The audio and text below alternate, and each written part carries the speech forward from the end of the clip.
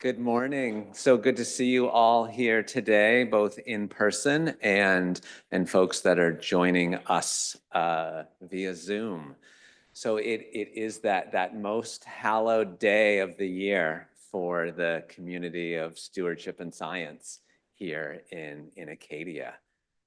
It's one of my favorite days. So thank you all for being here. It's that time of year, the leaves are changing color and birds are flying by the thousands right now and heading south. And a good chance for us all to get together at the end of what I imagine was a busy field season for many of you here in the room. Uh, and do want to just acknowledge many of us probably have friends or family in Florida right now. So thoughts going to all of those people, hoping your people are safe and well. We have an exciting symposium today, lots of great speakers, poster sessions, and also time to network and connect with fellow members of this community. And today, the theme for today is a reflection on the last 25 plus years of science and stewardship here in Acadia, and then focus on the ongoing work that's happening today, and then looking forward and thinking about how we sustain and strengthen our community and the work that you all are doing. And this is, really about advancing conservation science and practice, as well as the engagement and communication that are so critical and central to the work that we're all doing. And we want to make sure to hear from you all as well. So just outside the auditorium, as you walk out on the right, there's a poster there. We want to hear from you today. There's a Menti poll with a QR code out there that you can scan, and there's 2 questions that we would love to hear from you all, and we'll look at some of those responses actually at the end of the symposium today. So you all have a little homework to do before before this afternoon. I don't think I introduced myself. I'm Nick Fisichella with Schoodic Institute at Acadia National Park, and feel really fortunate to be part of this community, working with you all here. I've been with the Institute for 8 years, so I've been able to work with you all for that long. So just want to see who's out here in the audience here. Who's been part of this community for 10 years or less? Raise your hands. All right, a good number. All right, how about 10 to 25 years? Nice, look at all these folks. All right, how about more than 25 years?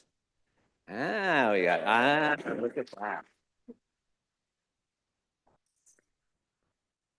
I saw a few of those hands, Bill Golly and Ivan Fernandez and others at Jane Disney, who've been part of this community for a long time. Thank you for your efforts. And then also I want to thank all of today's speakers. We have a wonderful, wonderful lineup. And events like this take a lot of planning. And so big thank you to all those really, especially working behind the scenes to plan today. Emma Albee definitely is central to this. And Abe Miller-Rushing, Catherine Schmidt, Sarah Lucchini, Roy Gott, many others. Thank you all for your work to make today happen. As I mentioned, I mentioned Abe already. How many of you know Abe Miller-Rushing? All right, just about every hand goes up in the room here. He's somebody who's really central to this community and has done so much here over the last 15 years or so to build this community. So thank you, Abe, for all your efforts.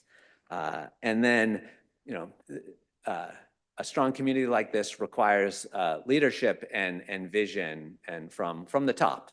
And I think we've really had that with Rebecca Cole-Will, the head of Natural and Cultural Resource Management in Acadia. Thank you, Rebecca. And then also at the superintendent level with Kevin Schneider, and even at the Washington, D.C. level as well, which we're very fortunate to have the associate director here. And so next, I am going to hand it over to Kevin for a few remarks and then to introduce Ray Savageau. So please join me in welcoming Kevin. Good morning. It's great to see everyone. It's great to see a packed room. I'm Kevin Schneider. I'm the park superintendent, which means I get to do a little bit of everything here at Acadia National Park. And we're so fortunate to have an incredible community for science. And you all really reflect that and represent that. We can't make good decisions for Acadia National Park in the future in the face of the rapid environmental change that we're seeing. We're seeing change in our visitation demographics and how people use Acadia National Park, when they use it, the volume of use. We can't make good decisions about how to manage this special place without really good, high-quality science, and that is all of you. And so thank you for being here and participating in this incredible community. I want to thank our partners, Schoodic Institute and Friends of Acadia, who are crucial to us. Everything we do practically touches Schoodic Institute and Friends of Acadia, so a big thanks to Nick, the president and CEO from Schoodic, Eric Stiles from Friends of Acadia. They are crucial. But it doesn't stop there. The community of science is a lot more than that. And so we've got great partners from the University of Maine here. We've got College of the Atlantic, Worcester Polytechnic Institute, another great academic partner for us helping to do research here in Acadia. And so we really depend on that research and science community to help support better managing, better stewarding this place. And it doesn't stop there either. Also, our tribal nations that are really important to helping bring back traditional ecological knowledge so that we can better manage this place using the insight of people who have been on the landscape for millennia. Help us do co-stewardship projects with the tribes and marry traditional ecological knowledge with Western science.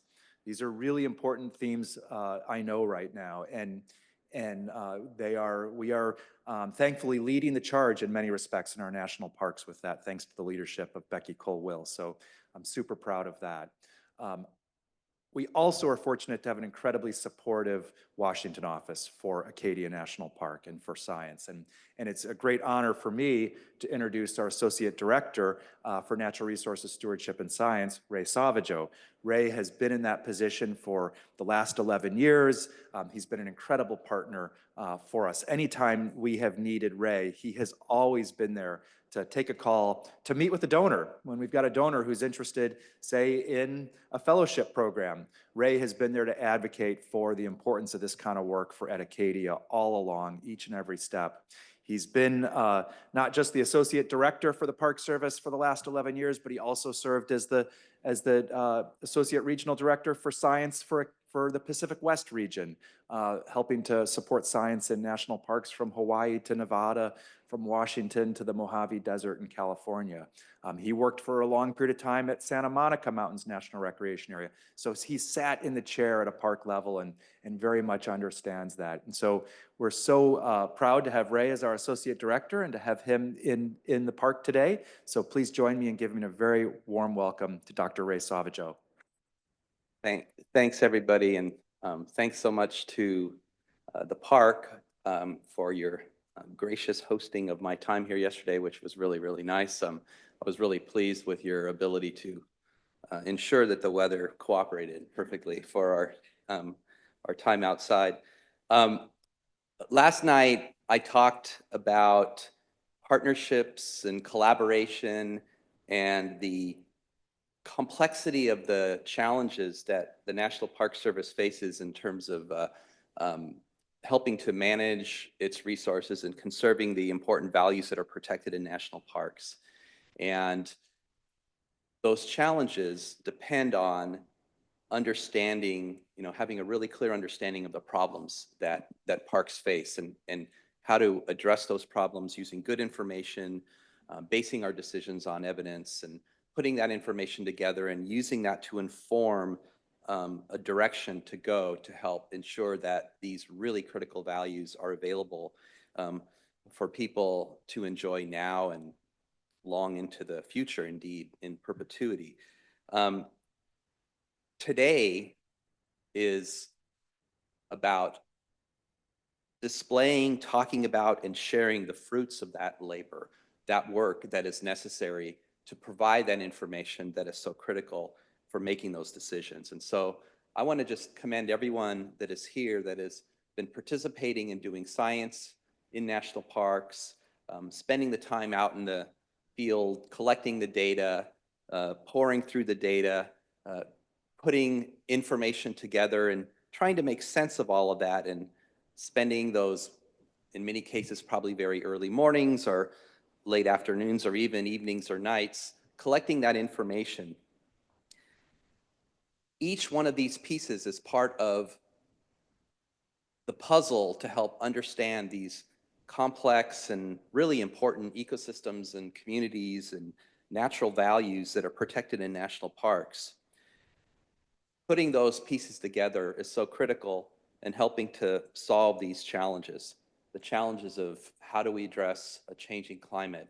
How do we manage resources amid, the interest and desire of people to be immersing themselves within the resources themselves? How do we deal with the onslaught of invasive species, or changes that we still don't fully understand as communities change and the species composition varies because of many factors? For us to be able to manage those resources in national parks depends on, again, understanding those issues, using science to put together those pieces so that that information then can be made available to decision makers and park managers about the next steps to take in helping to conserve resources. I also want to emphasize that, and I know that the Scudic Institute and the work that you all are doing here so much emphasizes that it's not just about collecting the data and putting the stuff together in technical publications, but it's about communicating that information. It's about making that information available and accessible to people to understand the challenges that the parks are facing, and that conservation in general is facing. And so the ability and the investment and the efforts that you all are also making in translating that information into actionable responses for park managers, for conservationists, for the community, I think is also really critical.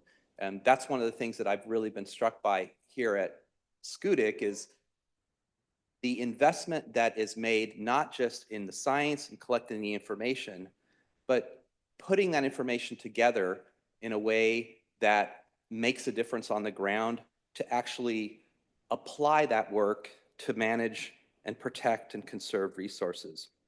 So that's so critical. And I know you all are doing your part to invest in that as well. And I really, really appreciate that.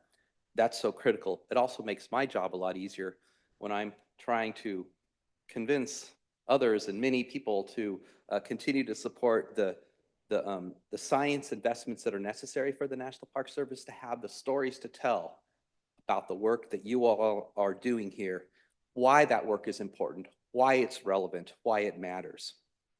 So thank you for all of that incredible work. Today is going to be an opportunity for you all to share that information.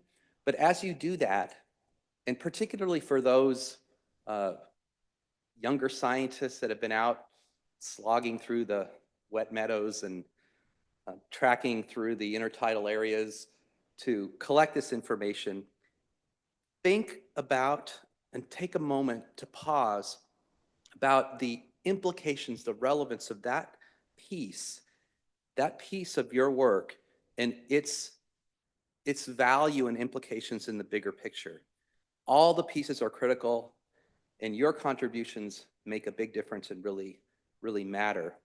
And as you do that, step back, and the next time you're out in a park, wandering about, or in any natural area, look at what people are doing when they're there and appreciate the joy that they have and the feelings that they are portraying as they appreciate these environments, these places that are so important to all of us for so many reasons, some of which are almost indescribable.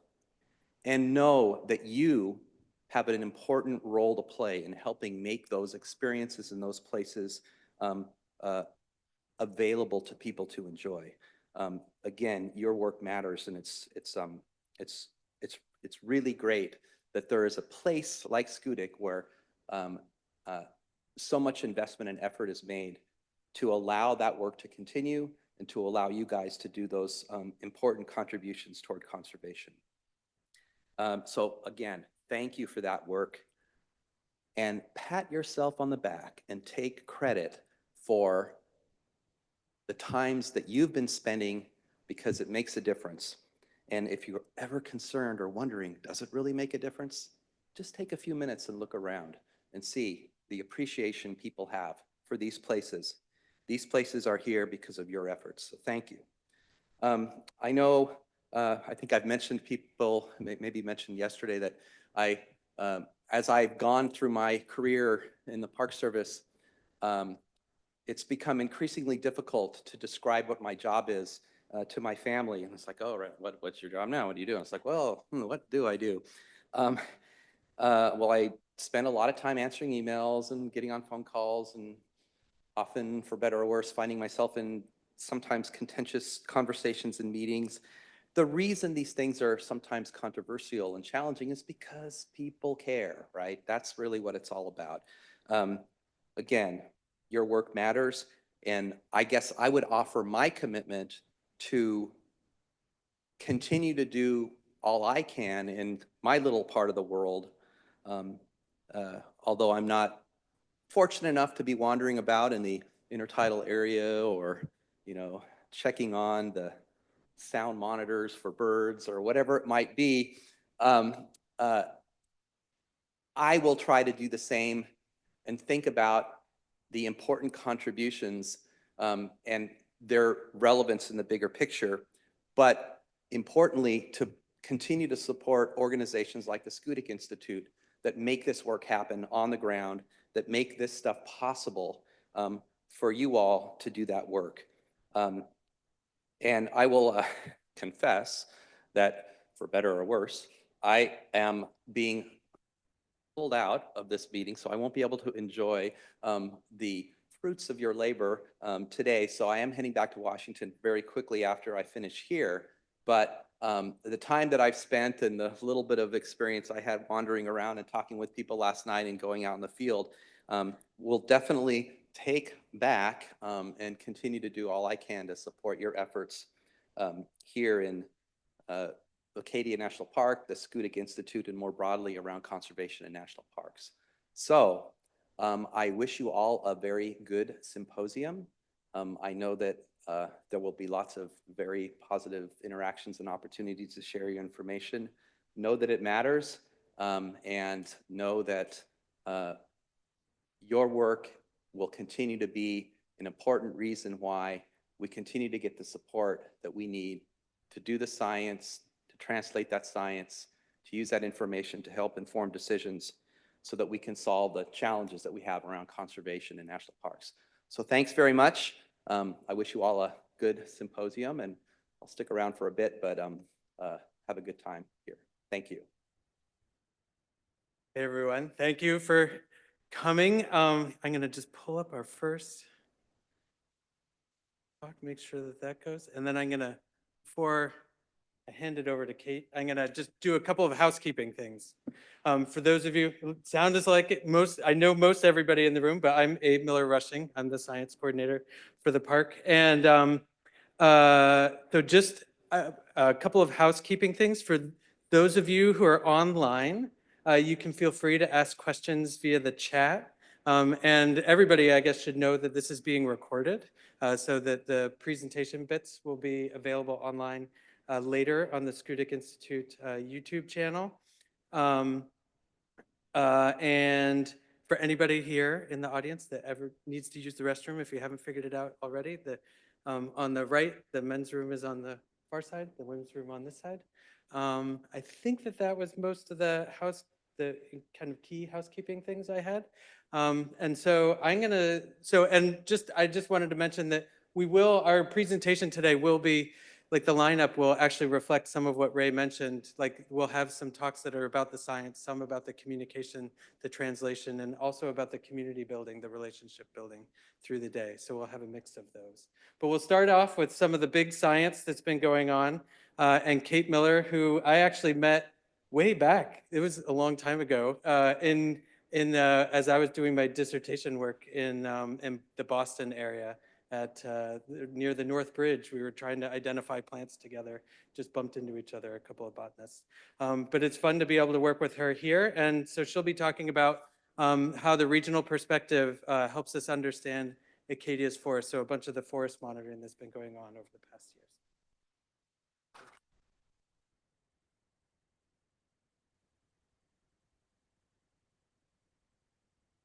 So thanks for having me. Yeah, what Abe forgets to mention is that I was like so out of my element once I moved to Massachusetts. I'd never really sampled in that forest before. I was like, there are these species I'd never heard of, and it's like, that's bittersweet, which is like everywhere. I had such a sheltered life before I started sampling outside of Maine. Anyway, so yeah, I'm Kate Miller. I'm going to talk about kind of what we've learned in our monitoring and how it kind of helps inform what we think about Acadia. And so it's been 25 years since the passage of the Natural Resource Challenge, which I don't know if anyone really knows or many have heard about it, but that's what funded the research learning centers and the inventory monitoring division that I work for. So if not for the Natural Resource Challenge, I wouldn't be here. We probably wouldn't be sitting in this room together. And the overall kind of goal of the Natural Resource Challenge was to revitalize and expand natural resource management in parks and to increase reliance on scientific knowledge for decision making. So it all started for me in June of 2006 on this very peninsula. At the time, the Park Service was reworking the recently decommissioned Navy base. And there was this new group calling themselves like the Northeast Temperate Network. I don't know if you've heard of them. But they were staying at Schoodic while they were starting their first year of monitoring forest health, which happens to be captured in this photo.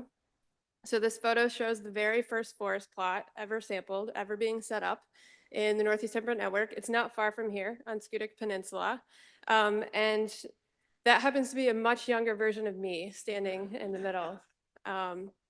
So little did I know that 19 years later, after nearly 1,500 forest plots had been established across the region, after having sampled with over 50 technicians over the years, that I'd be standing here today kind of talking about what we've learned. And I can't overstate just how much the achievements of Northeast Temperate Network are intertwined with Schoodic Institute. And as you can tell, it's been that way from the beginning. But even as we kind of go on from now, like we hire our crews through Schoodic, we collaborate closely with the scientists. Like Schoodic Institute is really important to Northeast Temperate Network. And so it's a privilege to be a part of today, being able to talk about what we've learned over the last 25 years and kind of celebrating the anniversary of the research learning centers. And so like in that light, instead of giving kind of the same talk that a lot of you have probably seen from me, I'm kind of taking a bigger picture kind of perspective, thinking about what the last 25 years have kind of taught us to think about kind of how to be more effective going into the next. But just very briefly, I work for the Inventory Monitoring Division. Consists of 32 networks that conduct baseline inventories, long-term monitoring, and national parks to help inform park management decisions. And so at this point, the baseline inventories have been completed for many years. There's a new round of inventories happening right now. And then long-term monitoring has been going on for upwards of 2 decades. Tying this to forests, there are 5 inventory monitoring networks that have been monitoring forest health across 39 parks for nearly 2 decades, and we're using similar protocols. And the green represents the Northeast Temperate Network. That's the network that I work for, and also Acadia is a part of. And so our 5 networks have been collaborating pretty much from the beginning of our programs, which helped us realize early on that we had a lot of the same problems, which were excessive deer browse, invasive plants, and forest pests. And so we published a number of studies that looked at this. One included a regional analysis of invasive plant trends, which looked at or found invasive plants to be pervasive and increasing rapidly throughout our parks. In particular, the species were invasive shrubs like Japanese barberry, glossy buckthorn, and bush honeysuckle. And so while Acadia was the exception in having low invasive plants abundance, many of the rapidly expanding species to the south are the same species that are managed here. We did another study looking at tree regeneration, and the big takeaway here was that 2/3 of our parks were imminent or probable failure for regeneration. Forests classified as imminent failure in particular are one major disturbance away from forest loss due to lack of regeneration. And then we also found that deer and invasive plants were the primary drivers of these trends. And here again, Acadia was the exception in having being the only park out of 39 classified as secure. I do want to point out that since the study was published, another round of monitoring has been completed, and the parks that are highlighted in yellow that are imminent failure, they have active deer management, and they have since moved into the probable failure category. So, so deer management works. It just takes decades to have significant improvements. So this is what imminent failure looks like and how it eventually plays out. So this is a sequence of photos taken from the same plot in Morristown National Historical Park in New Jersey. So it started out in the top left, that was closed canopy forest with about waist-high barberry, Japanese barberry.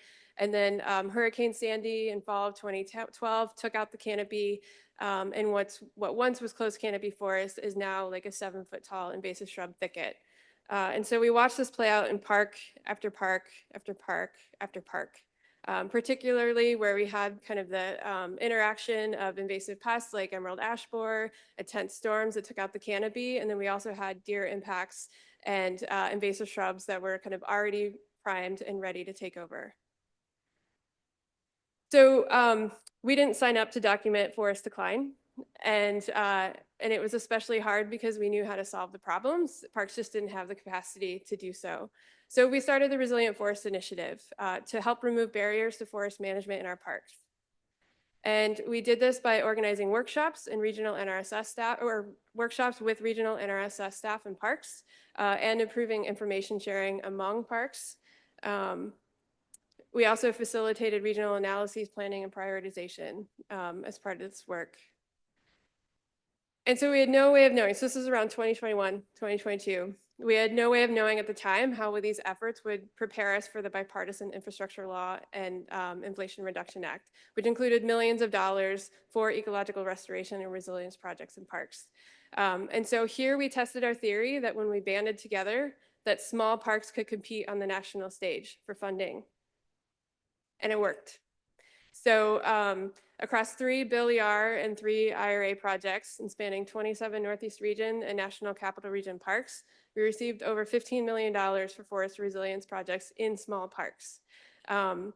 What's also kind of exciting is that these Bill and IRA projects are helping us find cooperators who can work at regional scales.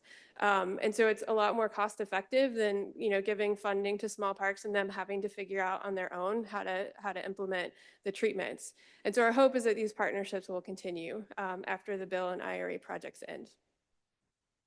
I think equally exciting from this is that many of our small cultural parks that historically had no natural resource positions on their staff use their IRA staffing to hire natural resource positions to help support this work. I can't tell you how big of a deal that is. And so we're hoping that this is the start of a new trajectory of the forests in our parks. And we're doing our best to keep the momentum going. And so my big takeaway from this work has been that there's power in numbers and in working together. We all work for the same mission, right? And particularly for our small parks to solve problems more efficiently by banding together. But it takes a village to make that happen. And before the Inventory Monitoring Division, there weren't really mechanisms in place for parks to talk to each other or to collaborate. And I think the network-based design of IMD and kind of the standardized data we're collecting, the relationships we have with our parks, I think that's what puts us in a good place to build that village or to bring that village together. I think it's also noteworthy that the Resilient Forest Initiative is one of several regional initiatives across the service that are led by IMD and that are guided by IMD data that are making a real difference in parks. So that includes a seagrass restoration project happening in the Northeast that's just getting started, NP sage, restoring sagebrush steppe ecosystems in the West, whitebark pine conservation in the greater Yellowstone region, among others. And it's hard to imagine these initiatives having formed in the absence of the Natural Resource Challenge and the programs it funded, like IMD and the Research Learning Centers. So like that's all good news. And I just wanted to have like some good news in here because I'm just like often just the bearer of bad news. Like that's good news. Like the Natural Resource Challenge worked, I think, beyond maybe our wildest dreams. But the questions that keep coming back to me are, how did we let things get so bad in our northeastern parks? How can we learn from this? How do we prevent this from happening in the future, knowing that when these things are caught earlier, they're much easier to fix? And kind of setting aside issues of capacity, I find this useful to think about this in terms of shifting baselines. And so shifting baselines are often defined as a gradual change in accepted norms or expectations for how an ecosystem functions and looks. And so like think of it as like a lack of awareness of how much has changed from a more desirable condition. And so like this is a heavily deer impacted northern hardwood forest. This did not happen overnight, but it also didn't happen quickly. Or like it was just a slow gradual shift in losing regeneration. And so shifted baselines, not only is it just kind of like missing the change that's happening, but it often results in a delayed response or like delayed action. And it's especially easy to fall in this trap in ecosystems that are relatively slow to change and where the catastrophic endpoint like conversion to invasive shrub thicket takes decades to play out. And so like looking at this photo, if this is all you know, if you've only ever worked in northern hardwood forests that are heavily impacted by deer, you may not really know just how dire the situation is. And you may think that a closed canopy forest is too shady for tree seedlings to regenerate. And that then the only way to increase regeneration is to open the canopy. And while thinning the canopy may increase regeneration, the approach is based on a shifted baseline of how the forest functions. And so compare that to this photo. So this is also of a northern hardwood forest, but with minimal deer impacts. And you can see that there's a ton of regeneration. Most of it in the front is about mid-thigh high. That is under a close canopy forest. Towards the back, there is a canopy gap, and so the regeneration is taller. It's grown in to fill the gap. And this is how it's supposed to work. This is how it's supposed to look. And this is closer to how our northern hardwood forests and our parks could look once we remove the deer and invasive impacts for long enough. And Acadia's forests function similarly, it's just they're conifers instead of hardwoods. So a shifted baseline may also mean that you're unknowingly managing with a limited tool set. And so here again is a northern hardwood forest with minimal deer impacts, a really rich herb layer, like you can't step without stepping on a plant in this forest. And so there's a ton of attention focused on increasing pollinator habitat, which I am completely on board with. It is super important, but it's almost entirely focused on open habitats in the Northeast. We often forget that northern hardwood forests were the original habitat for pollinators in the spring. And spring ephemerals are the first flowers to emerge in the spring earlier than anything that comes out in fields. But many of these species are lost to excessive deer browse and then the other stressors that tend to follow. And so focusing pollinator habitat only in, or restoration only in open spaces is kind of operating with a shifted baseline. And so, right, so shifted baselines, they don't just mean we're unaware of the change that's already happened and the resulting delayed action. They also tend to limit our thinking about the range of possibilities in an ecosystem and limit our tool set for potential solutions. And here again, I think the regional and long-term focus of what we do in IMD gives us a broader perspective, hopefully can prevent us from accepting shifted baselines or just not noticing change in our forests. But it also means that we have to be looking at our data frequently. And we have to be able to communicate the change that we're seeing in our data well with our parks before it's too late. So it's on us in a lot of ways to make sure that this doesn't happen. Okay, so bringing this back to Acadia. We've learned through our monitoring that the forests are healthy in Acadia, particularly compared to the region. So we know that the forests are largely composed of native species. Again, it's important to note that the species causing problems in the south are the same species being treated up here. Deer impacts are minimal, and there's sufficient tree regeneration to maintain the forest into the future. And we also see evidence of recovery from atmospheric deposition, as indicated both in the steady increase in red spruce across all strata and in the forest soil chemistry. That said, I'm not alone in being concerned about the future of the forest in Acadia, particularly red spruce, which is a dominant species here. We know that by the turn of the century, even the best case climate change scenario exceeds optimum temperatures for where spruce has historically dominated. The earliest climate envelope models had pretty dire predictions. This is around 2009 models, basically predicting major loss or extirpation of 90% of the common tree species in Acadia by the turn of the century. More recent predictions aren't as dire. They still predict some loss in spruce suitable habitat by the turn of the century, but predict maybe stable and only small declines in common species like white pine or red spruce. So not as dire, but still reason for concern. And they're just models, right? They're not real life. Another concern is that overall resilience is declining. Okay, overall resilience is declining in Acadia's forests because of forest pests and diseases that are taking out species like red pine scale, Helmut delgid, beech leaf disease, and emerald ash borer that either have already occurred or have yet to occur. And so that means fewer species are available if spruce starts to decline. But when or whether to start transitioning red spruce forests to a more climate resilient species or community is really tricky because there are no shade tolerant conifer equivalents to red spruce. So if you're going to replace red spruce with something, it's most likely to be a hardwood. And the ecosystem functions completely different under a hardwood forest system. There's nothing wrong with the hardwood forest system, but we're a conifer system right here. And the species that live along with the conifers versus hardwood are totally different. The park would have a completely different look or feel.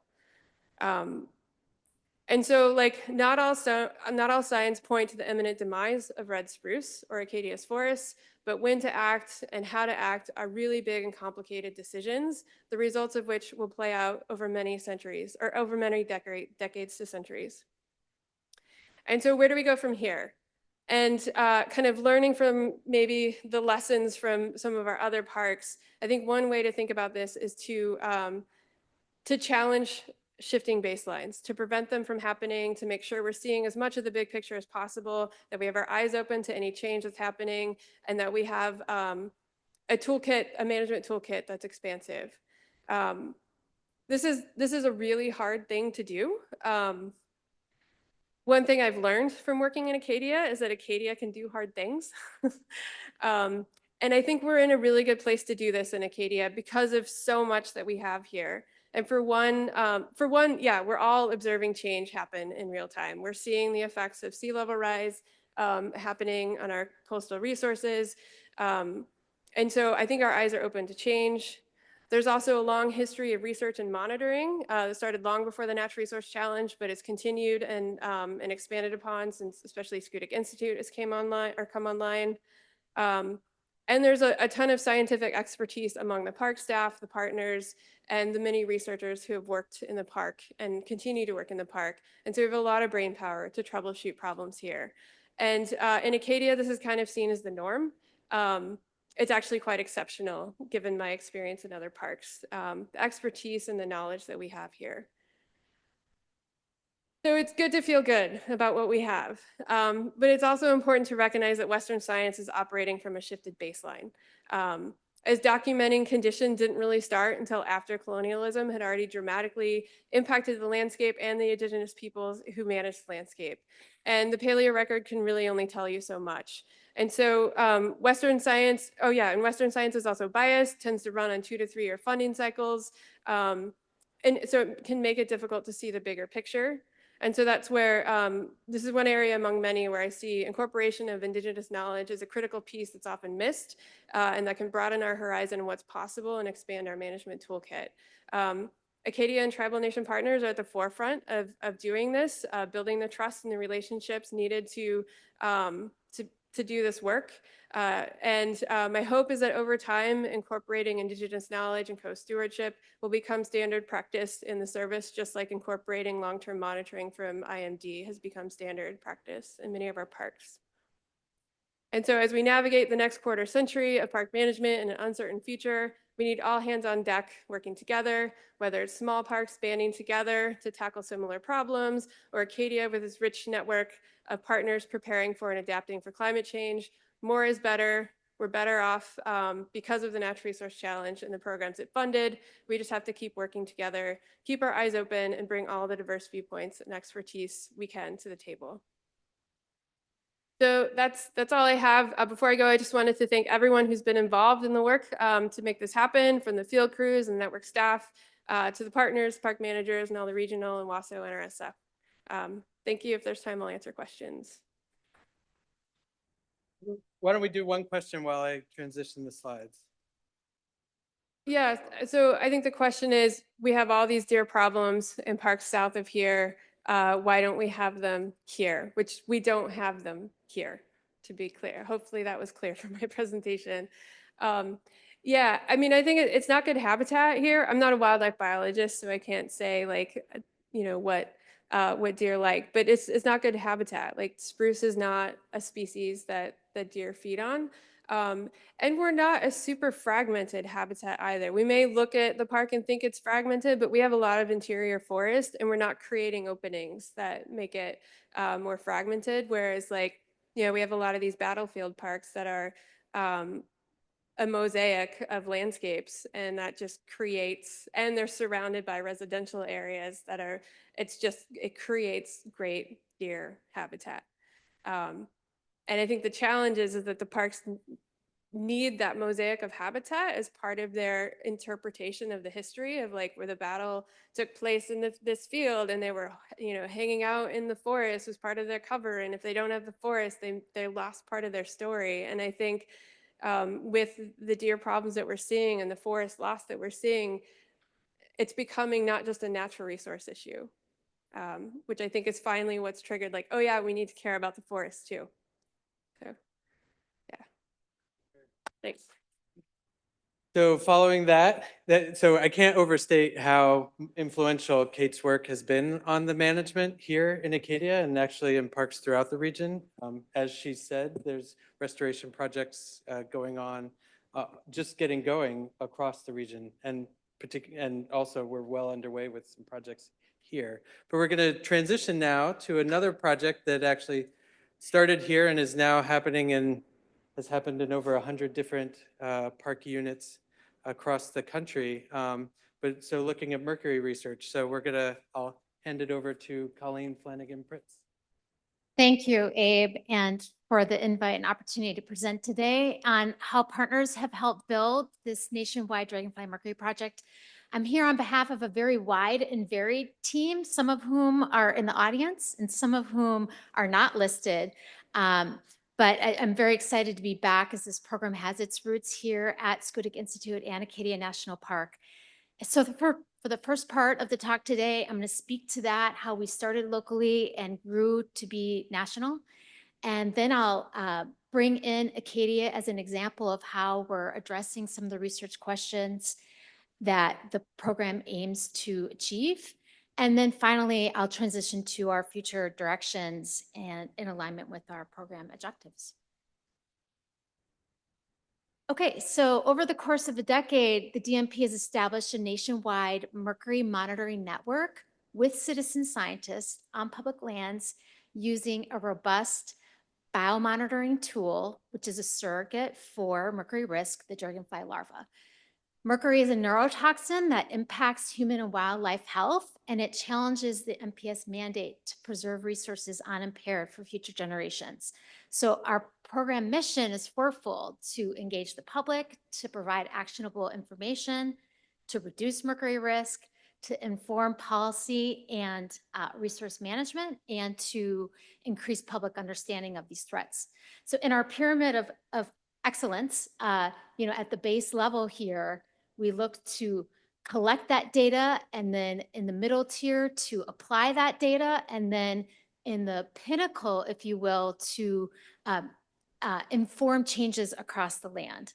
So we operate in this sort of bottom-up level or approach of program recruitment, whereby we lean on parks and local engagement to express interest and then ultimately connect with our U.S. Geological Survey science partner in Corvallis, Oregon, on coordination, logistics, and design. And then it's the parks themselves that are engaging with the public participants. We lean on them to defer to what group to bring in. And they bring in a wide and varied amount of audiences that I'll speak to. But that ultimately leads to the collection of the dragonfly larvae in these water bodies, and then the provision of these samples to the U.S. Geological Survey lab in Corvallis, Oregon, whereby they are analyzed for mercury, and then the data is interpreted and reported out, and some of the tools that I'll speak to a bit later. So how did we start in 3 parks and grow 60-fold over a decade to 180 some protected places with over 8,000 individually participating citizen scientists? So this is over 800 water bodies spanning all states except one. And really the short answer is partners. The DMP growth continuum showcases the power of partnerships. So each of these circle segments represents sort of relative contributions over time to these internal agencies. It grew out of a local inquiry-based educational effort with some researchers here in the audience and a group of teachers in Maine in 2009 who were sampling mercury in a variety of taxa across the Northeast.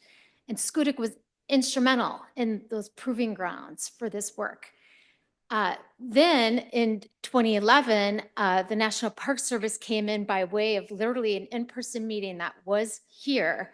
And in a conversation over lunch, it was asked, are we sampling in national parks? At which point the effort was not, and henceforth began the more official collaboration with the Park Service. It then expanded in 2013 and 14 with USGS entering on board and then providing that centralized laboratory whereby more samples could be analyzed and that data output could be provided at a broader scale. In 2016, the National Park Service celebrated its centennial. So we linked with core tenets of the call to action, which were, advancing the NPS educational mission, connecting people to parks. And we really were able to kind of ride the coattails of that more elevated effort across the National Park Service into the second century of the National Park Service. And then I'll just speak to, more partners that have come on board in recent years, like Fish and Wildlife Service, who with each new land management agency or organization or community that embarks on this partnership, additional collaborators connect with the study. So we build upon and leverage both established and new partnerships where collaboration is integral to the project design. So here in our Tree of Life, we have our internal agencies that are core to the effort in the root system, and then our external partners that represent this tree canopy. So we, being a citizen science program, we can readily expand through these volunteer experiences where literally the participants are not only collecting the dragonfly larvae, but they're also, for instance, taking the effort from one park to the next when an NPS staff member moves from, Katahdin Woods and Waters to Joshua Tree. And they say, well, I participated at Katahdin Woods, now I want to participate at Joshua Tree. So its ability to extend the reach is enhanced with this growth.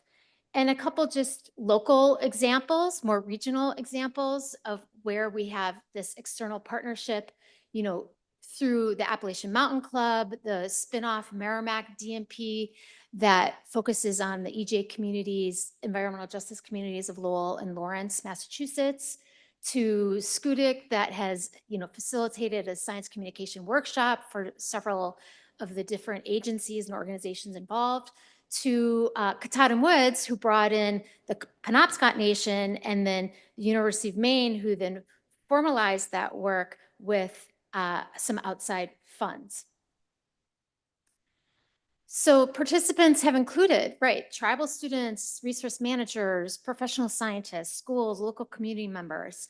And this network for nearly simultaneous data collection has allowed for a continental scale study.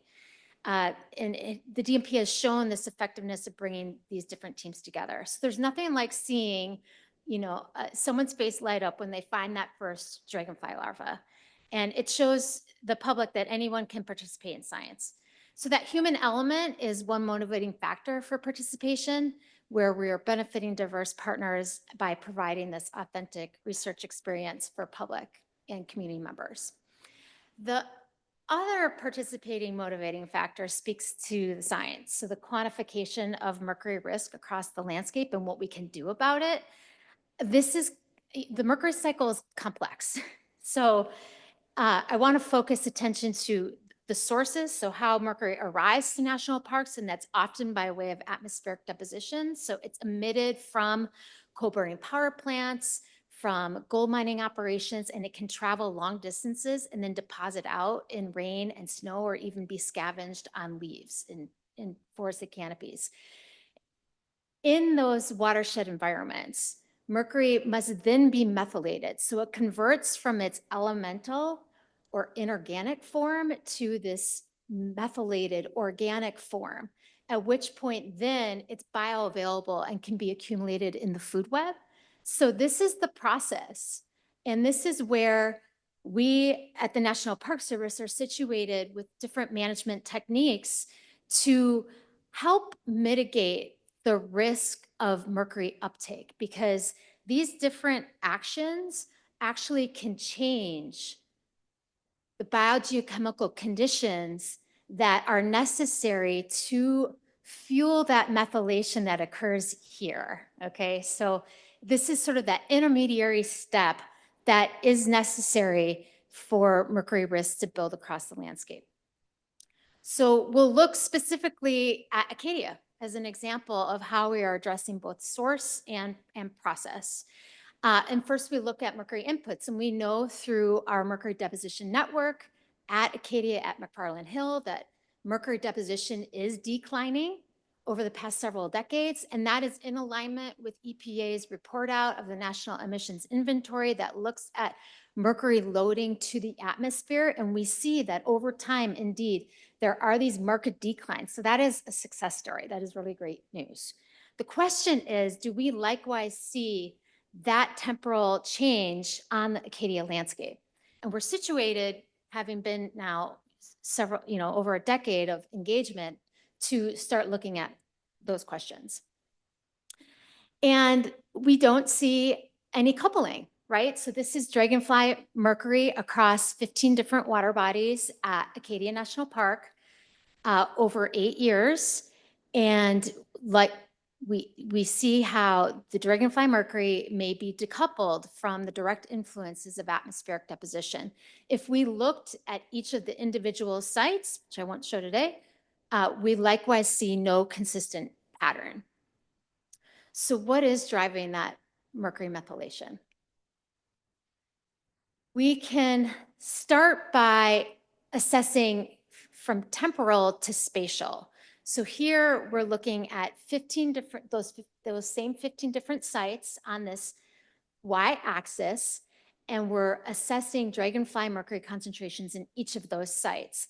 The vertical lines here in this graph indicate these different impairment categories.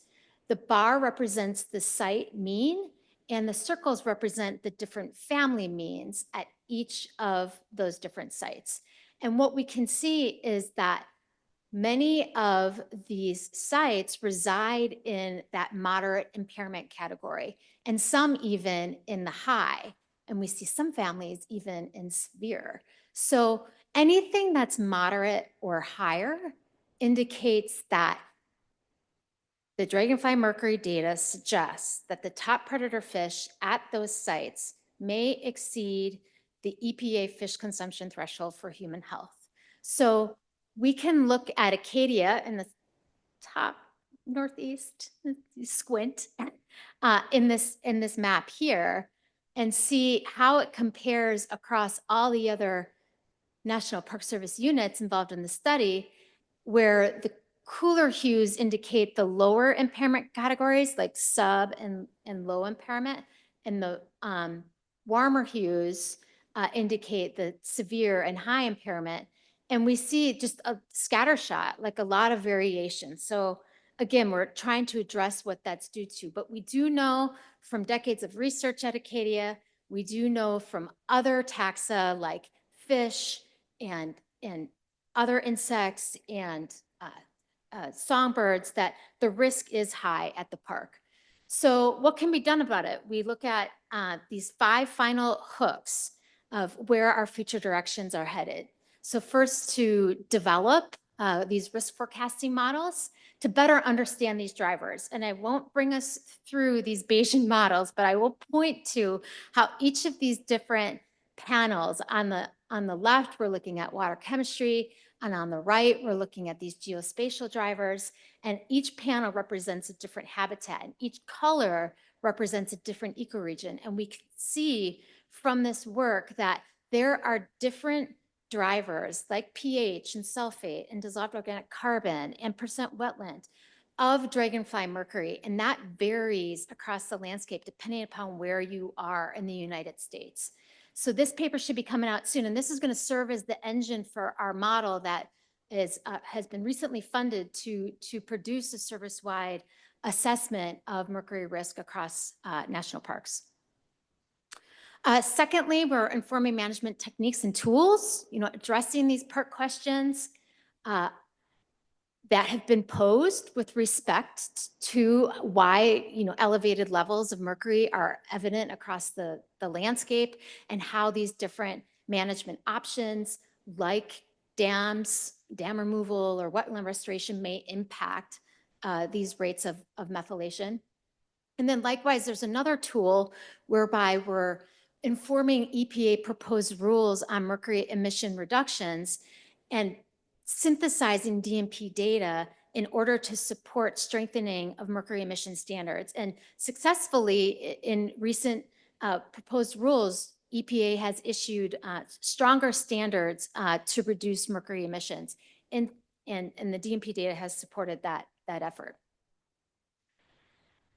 We're also assessing the effectiveness of domestic and international efforts like the Minamata Convention, which is a global treaty to reduce mercury in the environment. A recent paper came out showcasing how there are different atmospheric delivery pathways, and that can shed light on what ecosystems will respond quicker and what might respond slower to these mercury emission reductions. And likewise, an upcoming paper that's linking dragonfly mercury with deposition will also inform where we might see change. On the outreach front, engaging and enhancing the learning of citizen scientists, we're situated to hire an outreach specialist to focus on these educational aspects and create some innovative outreach products, and also to communicate the importance and understanding. So really to build that appreciation and understanding, and ultimately, provide the next generation of environmental stewards. So this is a snippet of some of our tools. In the lower right, you can drill in on the data dashboard to Acadia as an example, showcase how the sites vary from one location to the next and how Acadia might compare to the other parks, see what the impairment is at each of those sites. AMC was also situated to provide more static infographic on what those concentrations mean. And that's been really useful, I think, in the field when, public participants are asking, so if I have this concentration, what does that mean? Where do I fall on this risk impairment? Dragonflyers, Skudik has likewise situated this SciComs team, which has been really useful in helping to refine some of these tools. So as we move forward into the second decade, we're leaning into, Ray spoke to this, some of these value-based outcomes, like why is it that different parks participate? Why is it that a certain organization wants to get involved? And so we're looking toward, sort of further fleshing out these different reasons to engage in the second decade of the DMP. And I just want to close by saying, if you want to build a national level citizen science project, you can, right? So these are my concepts of a 12-point plan, if I may. And I'll just jump through really fast, establishing that human dimension, merging the science and education to preserve and protect areas of national significance, linking up with the scientific lab that produces high quality data is super essential. Elevating the importance of the cost, so linking, joining forces with, the call to action or Centennial Challenge or the Clean Air Act or otherwise to, maintain that why we need to do what we're doing. And man, to get a logo, because that really helps formalize us and sort of like if you build it, they will come model. And so with that, just thanks to the team, many of you who have sampled even dragonflies here at the park, and Katco, who's my program assistant. And I just, offer gratitude also to the amazingly resilient, brilliantly metamorphic and transformative insect that is the dragonfly larvae that is a messenger of environmental health across the landscape. And I'll take questions. Thanks. If I have time. Oh, interesting. Okay, sorry, I'll repeat the question. So Angie works on top of Cadillac Mountain, sees a lot of adult dragonflies, and so is looking to, is questioning whether we can correlate the adults to the larvae. Is that right? Yeah, we have not explored that, though often when we're searching for dragonfly larvae, if we see the adults, we're like, perfect, we're in the right spot, But it would be a great opportunity to build upon an existing data set. So I would encourage you to follow up with us on the side about how we might, you could go toward counting. It's sort of like a return on the investment. So if we see the adults, we know that the larvae are there, but often we don't know exactly where they are, right? So that could help, us understand the productivity of a site. If you were to then sample, there must be a water body on top of Cadillac. So it would allow for a determination of how many larvae may be on site. But yeah, I encourage you to, I've got some stickers and some, brochures, so we'll have to talk. Yeah, if you have any more questions about the Dragonfly Mercury project, you can follow up with Colleen, or Sarah Nelson is in the room, in the back there. You can follow up with either one of them later on today, during the poster session right now, or during lunch or whatnot. So right now we're going to switch into poster session mode. So there's way more research than we can fit into all the talks during the day. And so the poster sessions are really an opportunity for everybody to show a bunch of the work that's going on, as well as a lot of networking opportunities to meet each other and to really create that community and share some of that joy that Ray was also talking about at the beginning about why we do what we do. And so I think we'll break for that, and then we'll be back in here at 11 o'clock. We'll try to give a warning to come back in so that for the speaker session. And while you're out there too, I'll just note that, remind you again that there's just in the little lobby here, there's opportunity to share what you think was kind of the biggest research findings or insights that we've gained over the past 25 years, or what you think the big challenges will be over the next 25 years. And we'll revisit what people have shared kind of at the end of the day. But just think about that also as you're networking. But yeah, with that, we'll break and we'll come back at 11. Thanks a bunch. All right. Thank you, everybody. Hopefully everybody had a very good poster session. This next talk, our first of the kind of second session here, it's gonna be an experiment for me. It's being given virtually, kind of virtually, half virtually, half in live time. So David Mansky, who is, and Kyle Lima.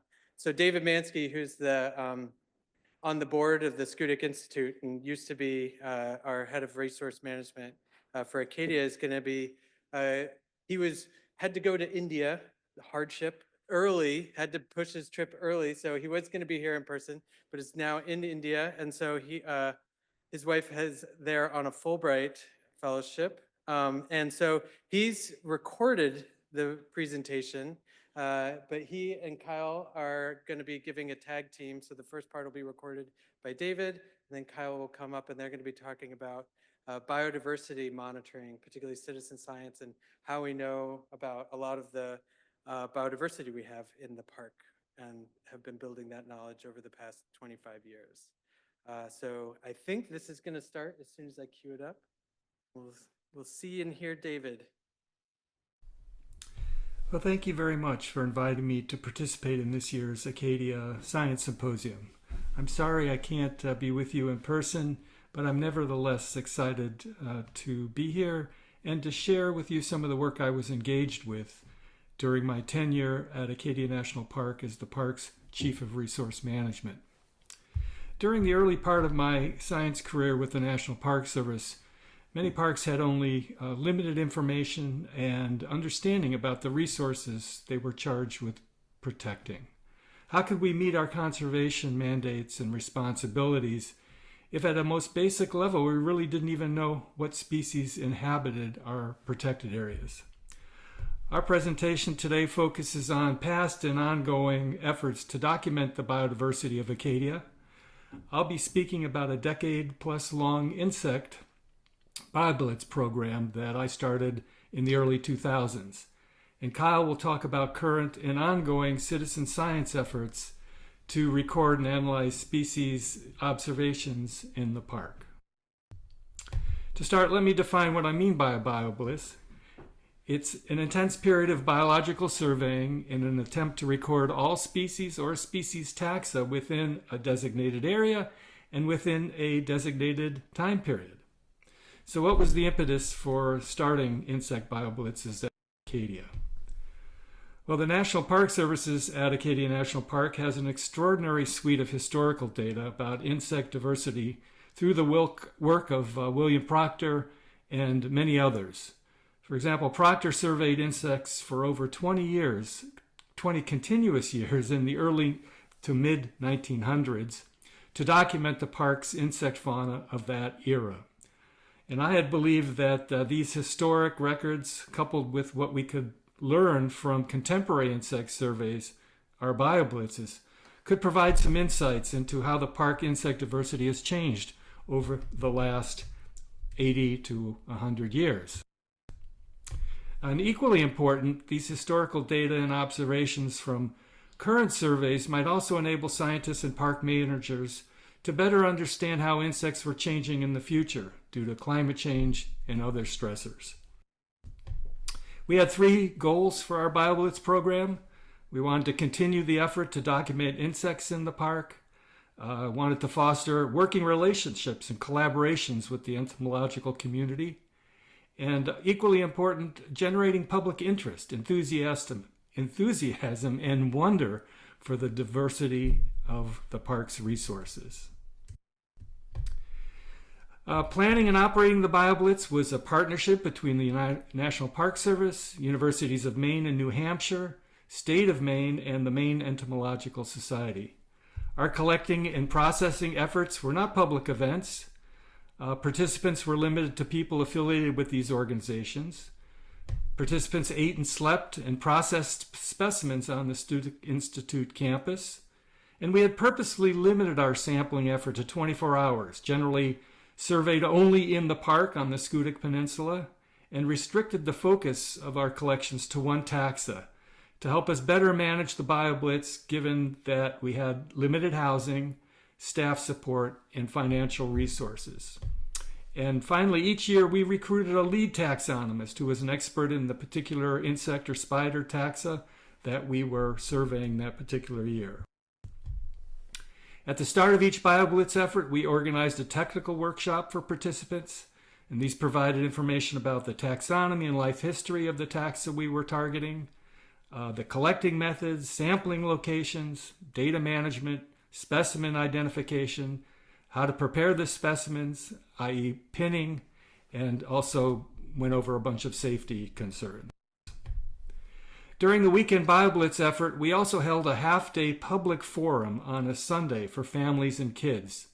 Again, the BioBlitz itself, the 24-hour collecting effort, wasn't open to the public, but we recognized the importance of having some public outreach to inform, increase awareness and enthusiasm for insects. So through lectures, field activities, we explored local biodiversity by collecting and identifying insects on the Scudic campus itself. And we also gave tours of the laboratory where BioBlitz specimens were being processed. Well, we conducted 12 insect and spider BioBlitzes and focused on most of the major insect orders. Some of the more charismatic taxa, such as beetles, butterflies, and moths, we surveyed multiple years. And starting in 2012, the BioBlitz surveys moved over to the Mount Desert Island portion of the park, so we were able to conduct some sampling there as well. All the specimens were retained, or I should say voucher specimens were retained for all the collected species. Everything was labeled. We have copies of all the data sheets, and everything is archived in Acadia's museum collection for safekeeping and use by researchers in the future. We recognize the importance of communicating the results of our BioBlitzes to participants, park staff, visitors, and the scientific community. We tried to provide timely and summary information about what we learned. We recognize this as a very important part of the program and to keep people enthused about it and keep coming back to participate. Park interpreters and educators created some really great websites and videos that allowed people to observe some of what we did, what took place at the BioBlitz, and certainly access some of the data. And I should say all of this really predated today's social media and even the widespread use of iNaturalist. In 2012, we published the results from the first 10 years of our BioBlitzes as a UMaine technical bulletin. Many species recorded for the first time in Maine and in the park. We were very excited for those new records. And we also identified a number of non-native insects found in the park as well. Well, given that our BioBlitz work was virtually all volunteer, we had a very small budget, and it was really not designed as a rigorous scientific study. Given our limited geographic scope and sampling effort, I still believe we accomplished all the objectives of the program that I mentioned earlier in my talk. We fostered some really great partnerships and collaboration that brought together professional entomologists and interested naturalists from around the region. Many of these relationships that were established have endured through today. We gained new information about what insect and spider species inhabit the park that hopefully will allow for comparisons to past and future biodiversity. And we fostered some, I think, meaningful awareness and excitement for insects. Many young people who participated have gone on to graduate school in entomology and are now among the next generation of conservationists. I've been extremely pleased and excited to meet some of these young people who are now in their beginning of their careers, and a lot of their enthusiasm and interest in this stem from their work and time with us at our BioBlitzes. So thank you very much for your listening, and Kyle, you're up next. Thank you very much. All right, I'll try to follow up on David's and hopefully do as well as he did in person, but virtually.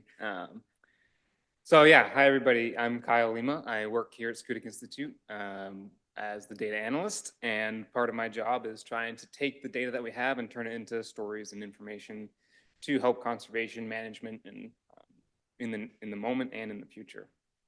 Thanks to David's initiative and the many volunteers and staff who helped make those BioBlitzes possible, we now have high quality data sets that we can start to use to inform conservation and park management, again, today and in the future, right? And one way we can do that is by comparing biodiversity data that we have from these sources like the BioBlitzes, as well as some others that we'll talk about, to historical sources that one David mentioned, William Proctor, but also the Champlain Society. The Champlain Society was this really adventurous group of young men from Harvard University. They used to come up here to the island, to Mount Desert Island in the summers, which is now Acadia National Park, right? Spending their time in these areas and exploring, taking these really interesting notes, really detailed notes, and focusing on different specialties like birds and plants and a bunch of other stuff too. But all of this information helps us sort of start this analysis, right? We have this really cool historical baseline. So they wrote down all these notes and observations of biodiversity in these really awesome logbooks, which have been preserved and digitized by the Mount Desert Island Historical Society.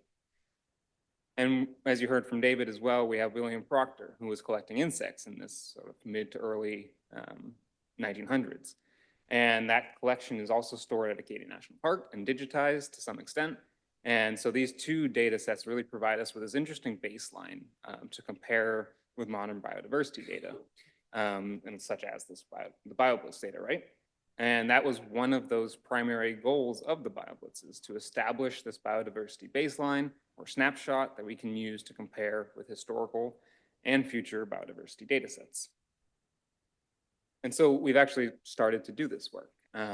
We've had this one project called the Landscape of Change. It's a collaborative project with the Mount Desert Island Historical Society as well as other local partners. And through this project, we've compared modern biodiversity data to Champlain's logbooks, Champlain Society's logbooks, and Proctor's insect collection data. But we also have some other interesting sources of data today. In addition to the BioBlitz data, we have iNaturalist and eBird that produce lots of citizen science data. These are all observations of biodiversity that come from all around. iNaturalist is sort of photo-based, eBird's checklist-based, but all of this both of these projects or platforms are completely open for anybody to participate in and can engage large groups of people, which we'll talk about a little bit more later. Together with the BioBlitz data, as well as the iNaturalist and eBird data sets in the park, we get this greater understanding of modern biodiversity here in the park. And with these data, the BioBlitz data and other recent data sets, we compared back to the historical data sets that we have. And we found some really cool changes. Some of these may seem obvious, but it's really interesting to have data that confirm these things that we maybe know, right? For example, passenger pigeon. We know the species is extinct. It's not here, we never see it. However, the Champlain Society has records of them in this area, in Acadia National Park. The rusty patch bumblebee, a federally endangered species, was collected by Proctor in the early 1900s, but is no longer found anywhere in the state. There's also many southern bird species that were not found here in the late 1800s when the Champlain Society was active.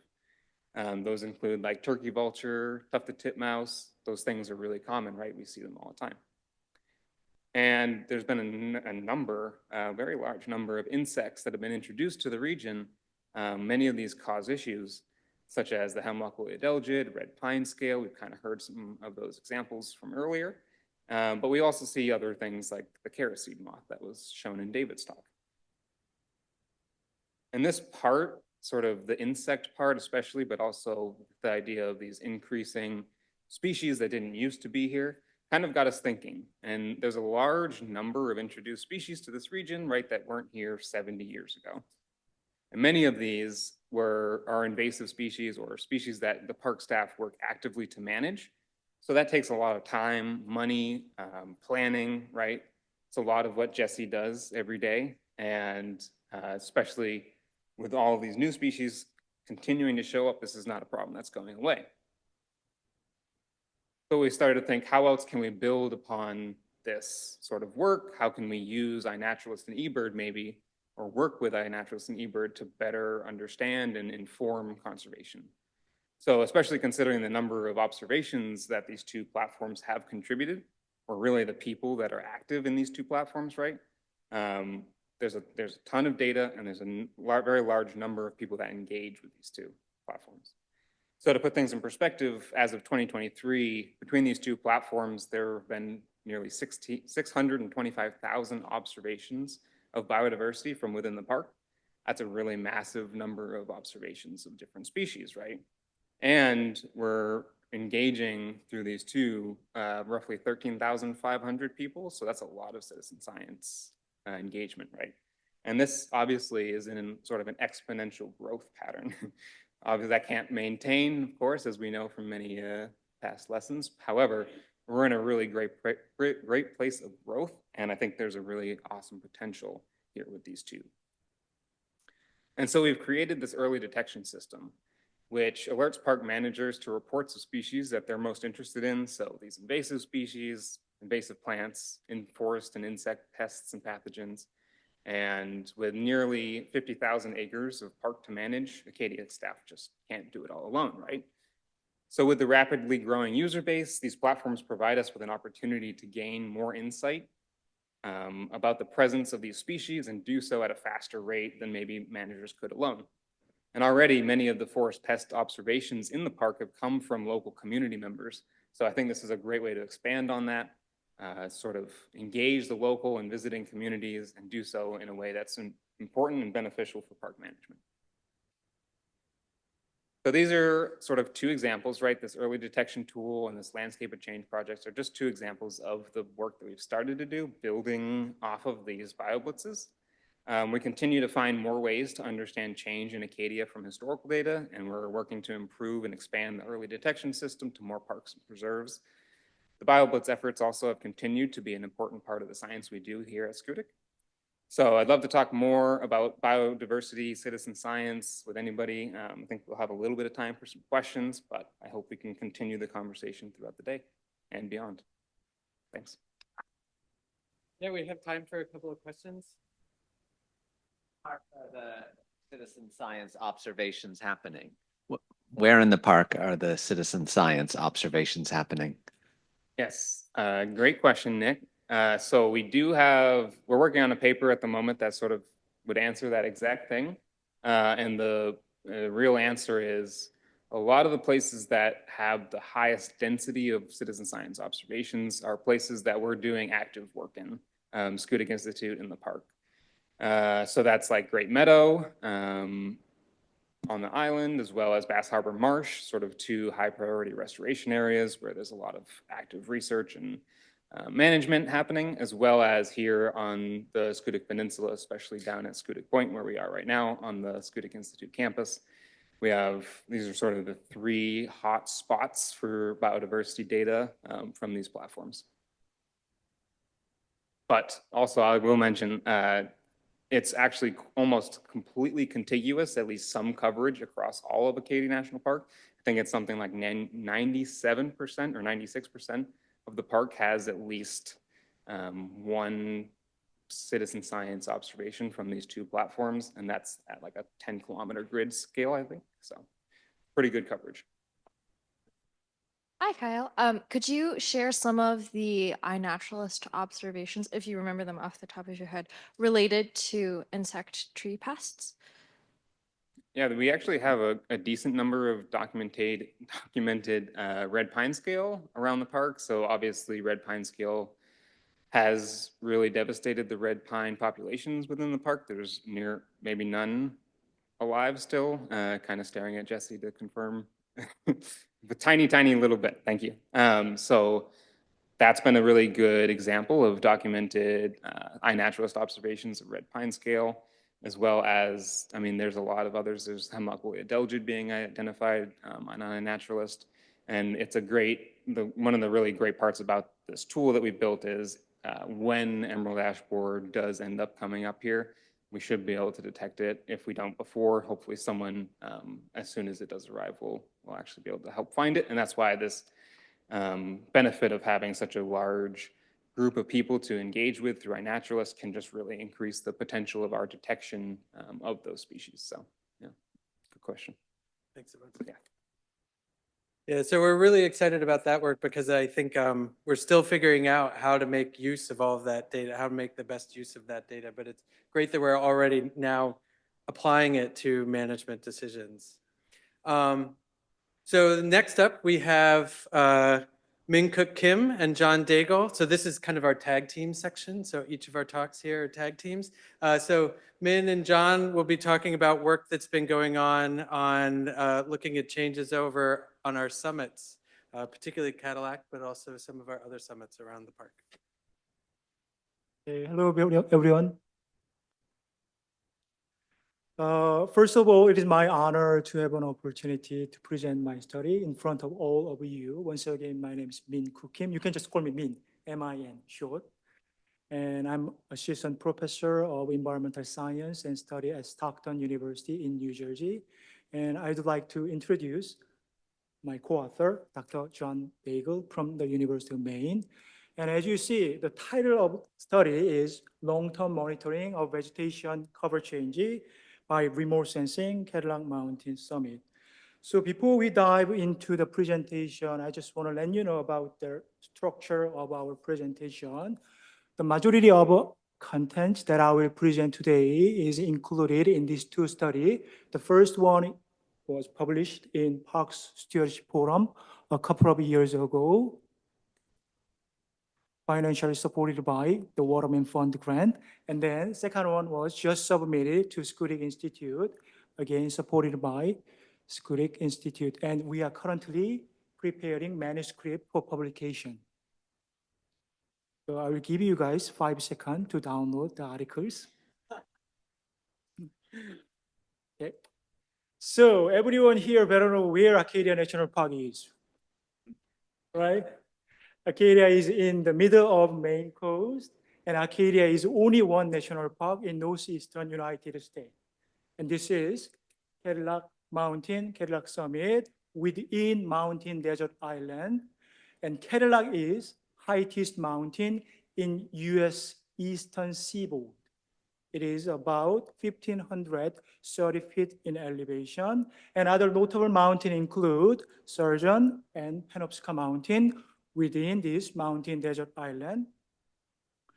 Just brief description about the study site. Cadillac has an automobile load, which means its accessibility is completely different from other 25 summits in the park.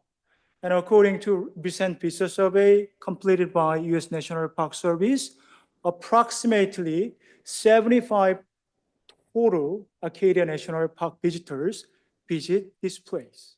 And it could be easily estimated 1.5 million to 2 million per year. But the problem is this vegetation is concentrated during summer from June to August. So it causes a lot of problems in terms of vegetation loss and soil erosion. So since 2000, indirect management actions based on leave no trace and physical barrier have been implemented to reduce impact to enhance recovery in the vicinity of Summit Loop Trail. And in 2015, ecological restoration project have been initiated.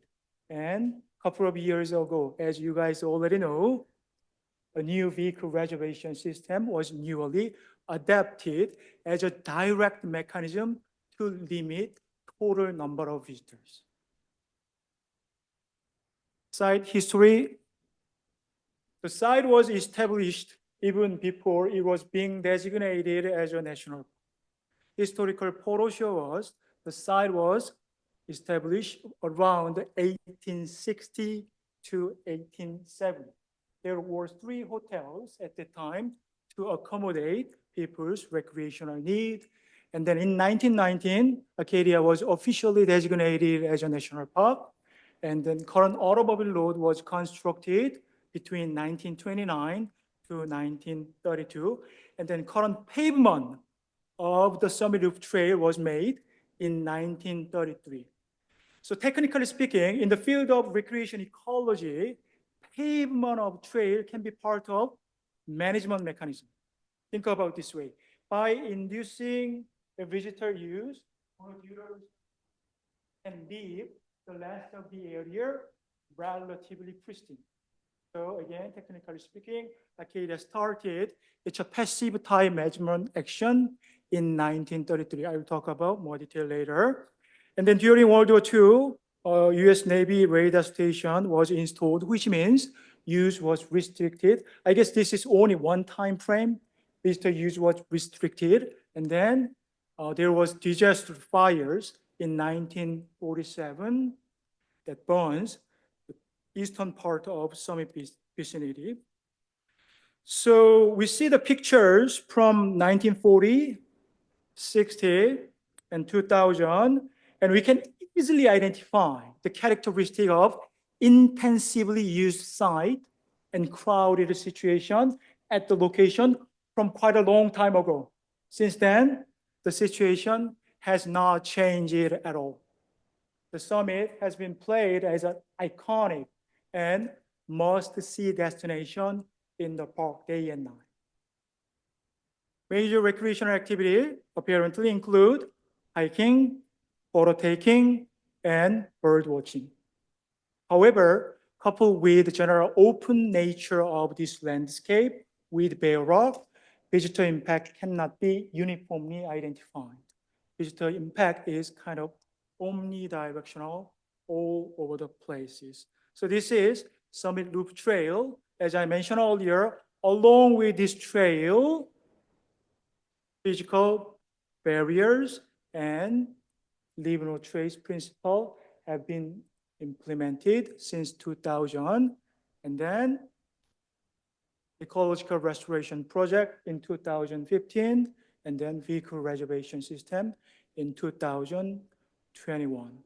So based on this temporal management relationship, we can identify the temporal scale like this.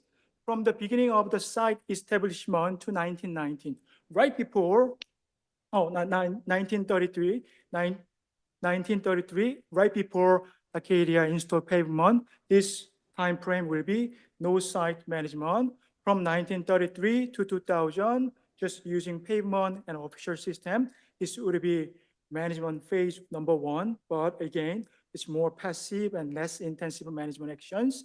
And from 2000 to 2021, this will be management phase number 2, using more active, intensive management action. So based on this management relationship, our study objective was to examine the effect of management strategies to reduce impact to enhance recovery at this high-use destination using time series remote sensing data set from 2010 to 2018, from 2001 to 2021. And then at the same time, we wanted to identify the utility of remote sensing technology and data, whether or not it could be effectively used as a monitoring tool for vegetation condition in this type of mountain summit environment. So previously,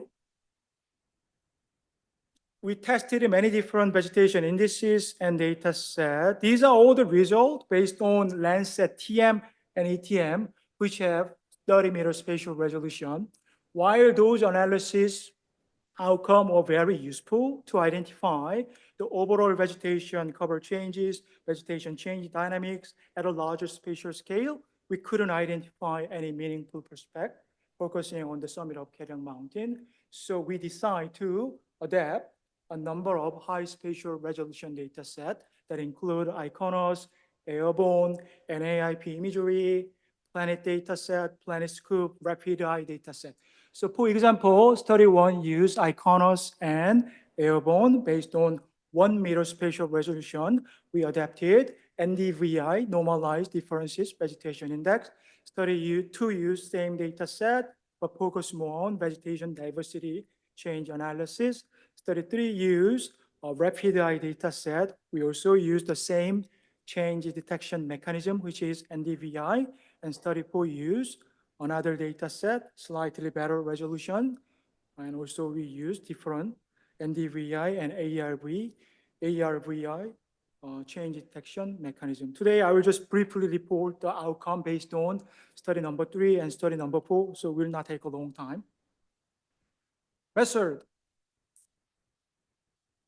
One of the important aspects in our study method is we adapted multi-spatial scale approaches because we are not sure about the boundary of the site. As I mentioned earlier, the boundary of site is getting larger in summer as use level increased. And then visitor impact wasn't limited just a couple of meters from the trail site, which is non-typical of recreation ecology study finding. And also one of the observational studies suggests us visitor impact might occur up to 50 meters from the summit loop trail, which is a little bit away from the summit loop trail. So we decide to adapt 30 meters from the loop trail as our small spatial scale, 60 meters from the loop trail as our medium spatial scale, 90 meters from the loop trail as our large spatial scale. We also adapted vegetation comparison mechanism by selecting undisturbed nearby area. So one of the most important logic behind this selection process is our experimental site, which is summit of Kellang Mountain must maintain the same environmental condition with our control site established.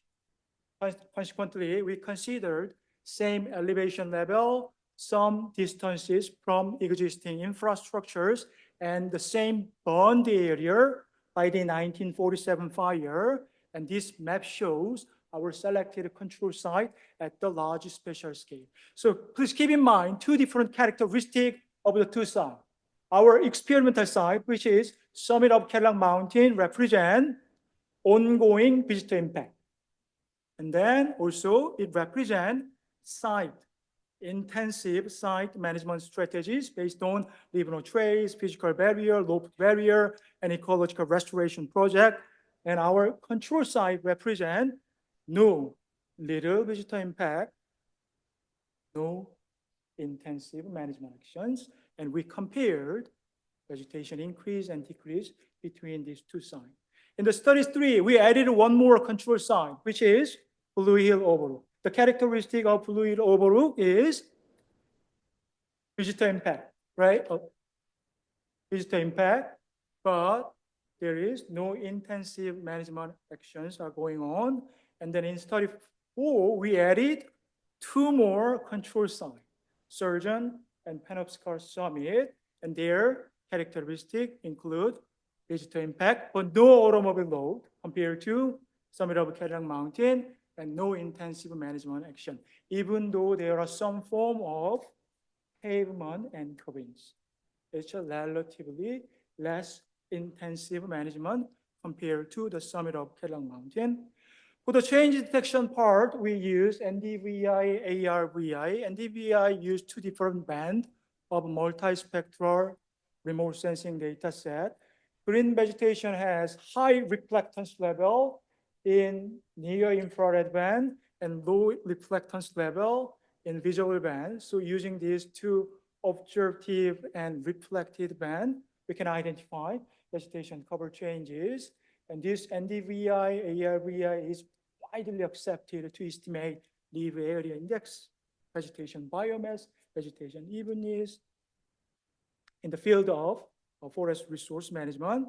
So after generating NDVI, we calculated percent changes in vegetation increase and decrease using this type of systematic sampling approaches. And we use t-test for comparison.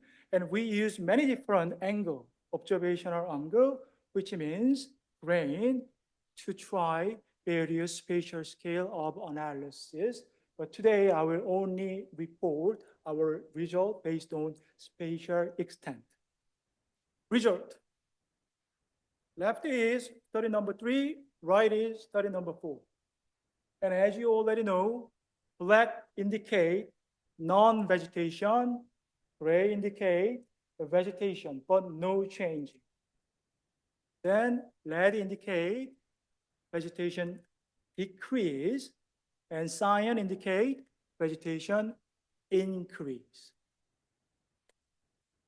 Overall accuracy based on field collected data set was about 74% for our study number 3, and it was about 85% for our study number 4.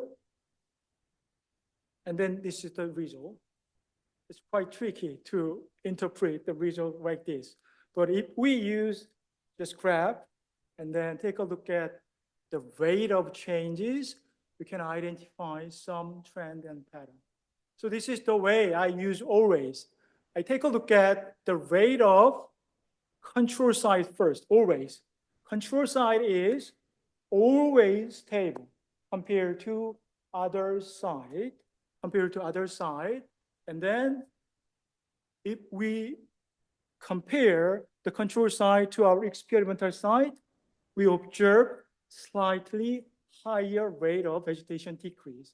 But then if we take a look at the increased situation, we can observe higher rate of vegetation increase in our experimental site, which means Headlang Mountain summit area.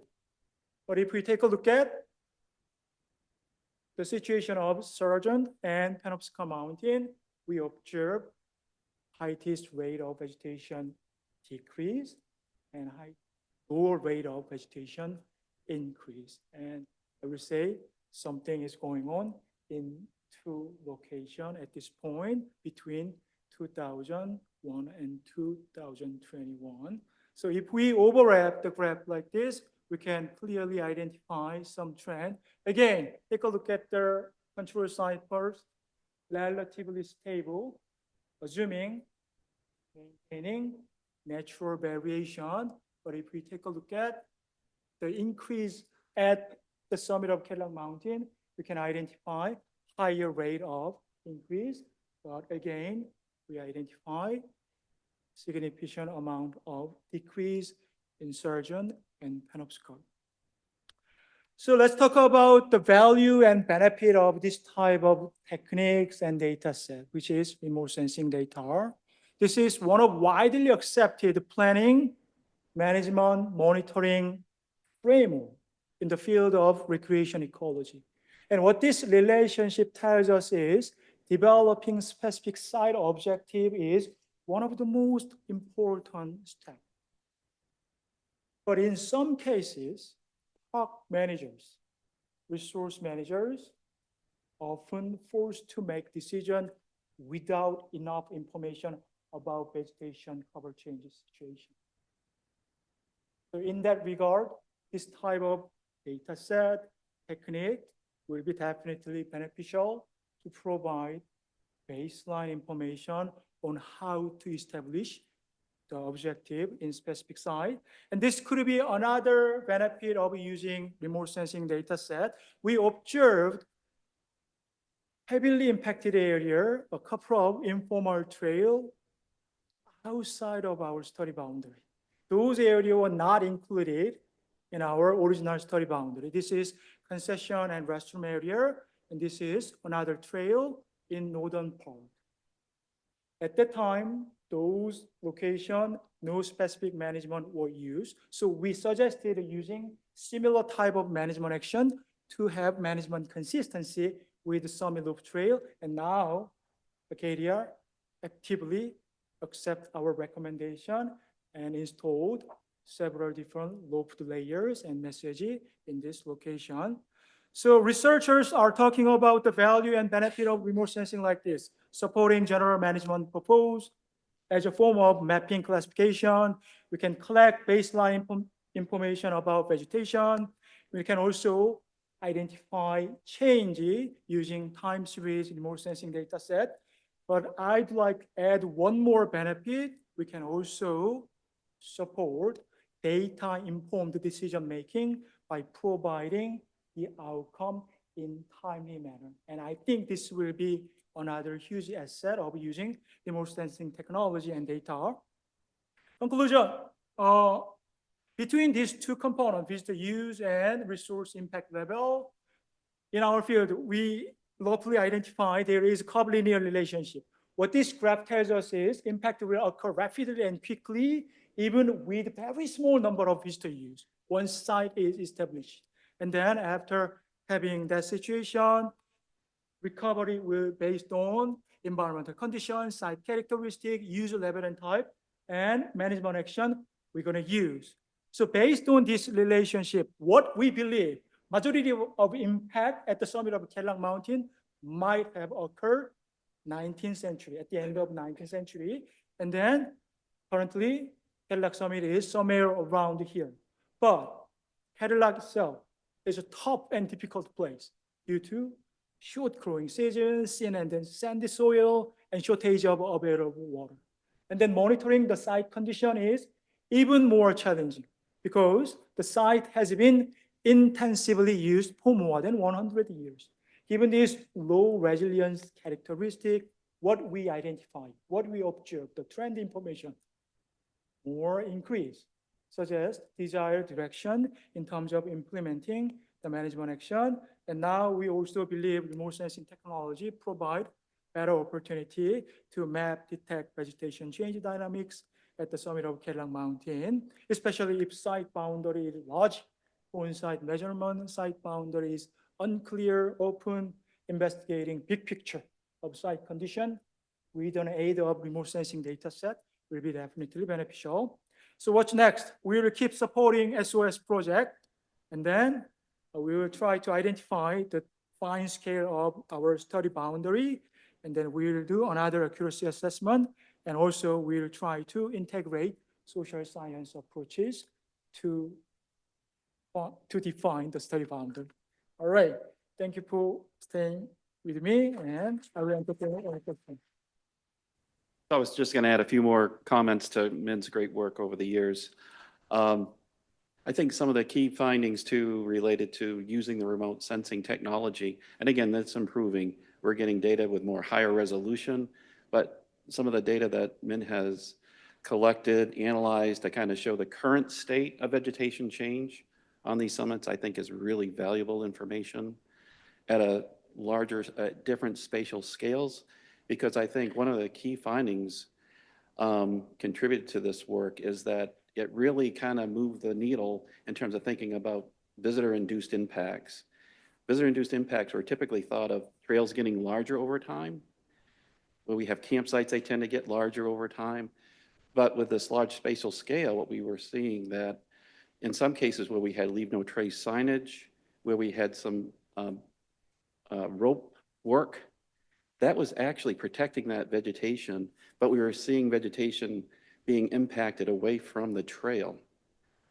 So that large spatial scale analysis, we were able to detect where we had off-trail impacts, which is really important. And also, in terms of thinking about visitor-induced impacts, again, via the large spatial scale, we were able to detect, by chance, some management-induced facilitated visitor impacts that were corrected. But where the bus stop area was on that summit, people were getting off the bus and there was no signage, so they would just go up on top of the ridge there to look back down at Bar Harbor. And we were able to see that vegetation change over time because of that action. That helped direct Jesse with some of the restoration work and signage. Visitors now kind of go off into the loop trail. So anyway, I think it really helps to inform management with some of this, with the large spatial scale analysis. And I think what's really valuable here at Acadia National Park is the rich history of management, visitor management that has happened over the years, from Charlie Jacoby's work on leave no trace signage early on, where you can really look at the efficacy of those management strategies and how they're working and how that can kind of continue into the future, which I think is really valuable, including the great research poster I saw today in terms of the other social science research, in terms of look at visitor use behavior on the summits. And Molly is also starting to recommend places where you might want to include you're prioritizing where you have your restoration efforts, right? Where you might be most successful on the summit with your restoration efforts, places where you might want to be careful because we have more visitors kind of going off trail in certain areas, so including dogs, non-humans. So I think just that social science component that has a rich history here at Acadia National Park, along with these other research studies, is really unique. And I think it's helping inform other places with similar environments like the subalpine environment, where we're seeing different visitor behavior kind of going off trail naturally because it's so open. And it's not unlike other parks and locations where they're in the subalpine environment, experiencing the same visitor impacts. Yep, thank you. Thank you. Yeah, this is obviously managing our summits is super important, and it's great to have such research like that to be able to help us identify where to manage and then also how our management is performing. And so here we have our last talk before lunch. And so this will be Rebecca Cole-Will and Catherine Schmidt talking about communicating science in Acadia. Okay, we're going to try to go fast so we don't keep you from lunch. But we might not because this is important, so. So we do want to, hi everybody, Catherine Schmidt, Science Communications Specialist with Schoodic Institute. Rebecca Colwell, Resource Management at Acadia. So we do want to acknowledge that we are in Wabanaki homeland. And I think for scientists in the room, it's important to acknowledge and remember this, that you are working in someone's homeland. And so when you're out there collecting data with our cameras and our nets and our microscopes, that we're in someone's backyard. And so just think about how you might feel if a whole crew of people in yellow vests showed up in your backyard with a whole bunch of sample Ziploc bags and containers, and we're sort of running around taking things. And that's just a sense of emotion, which is something that we want to talk about today. And I asked Rebecca to start with a story.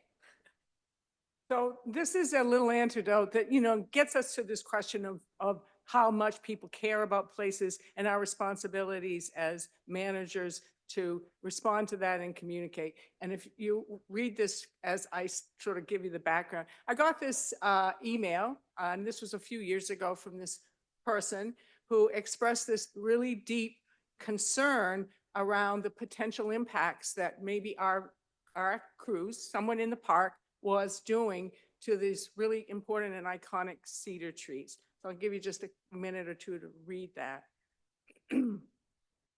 So I took this quite seriously. I really did. I mean, I kind of immediately read it and thought, okay, I kind of know what's going on here, but this woman was really concerned. And she sent along a few other photographs, and these are the trees that were really important to her. They have, they had an emotional connection.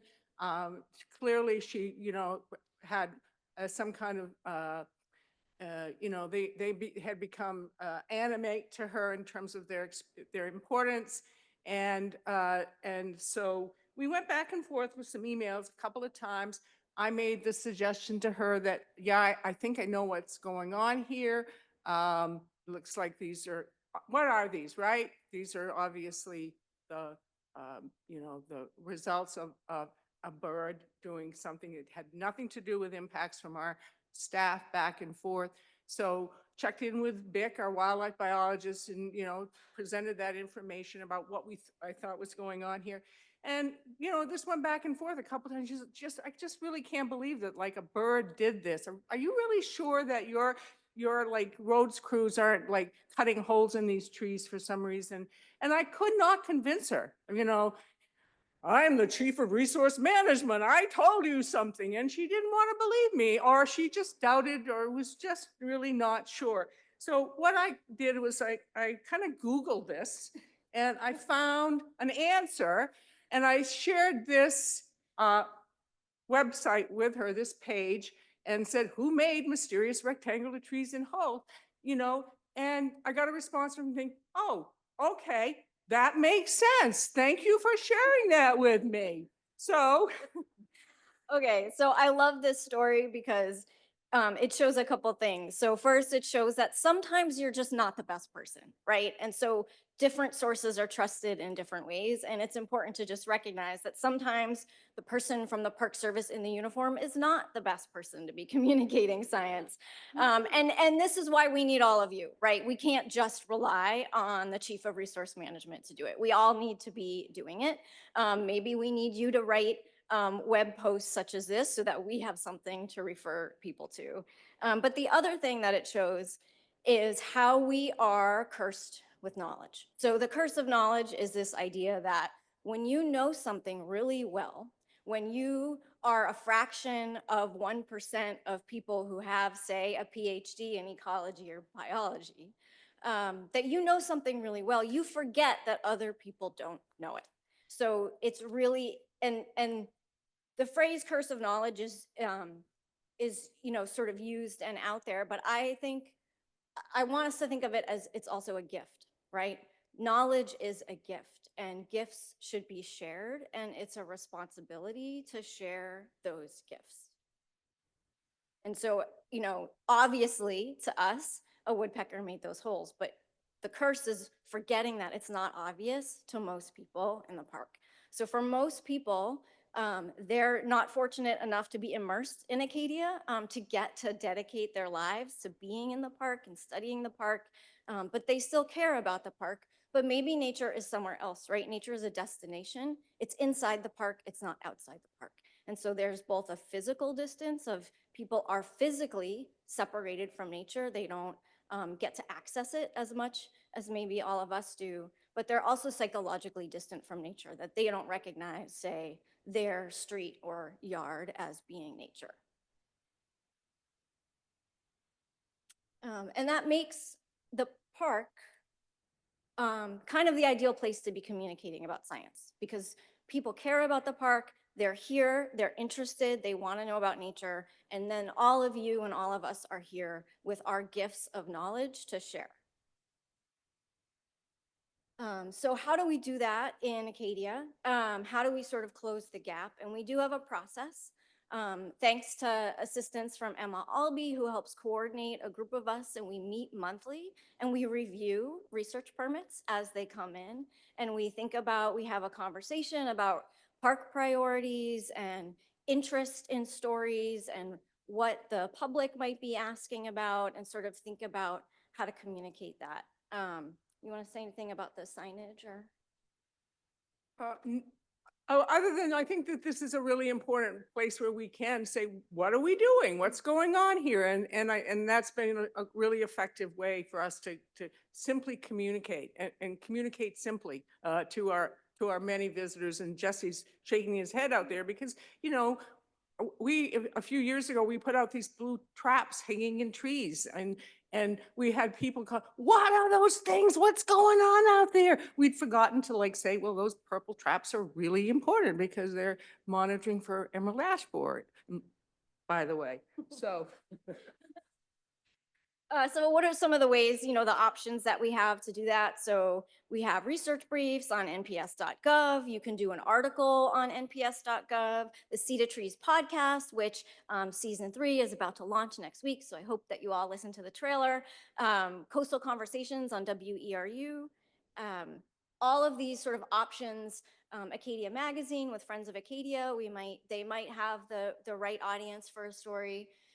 Obviously on-site interpretation with help from our rangers and educators, and then seminars and presentations that some of you might contribute to. So all of this work and this planning and this strategizing about stories is great, but inevitably something comes along to disrupt that requires our immediate attention.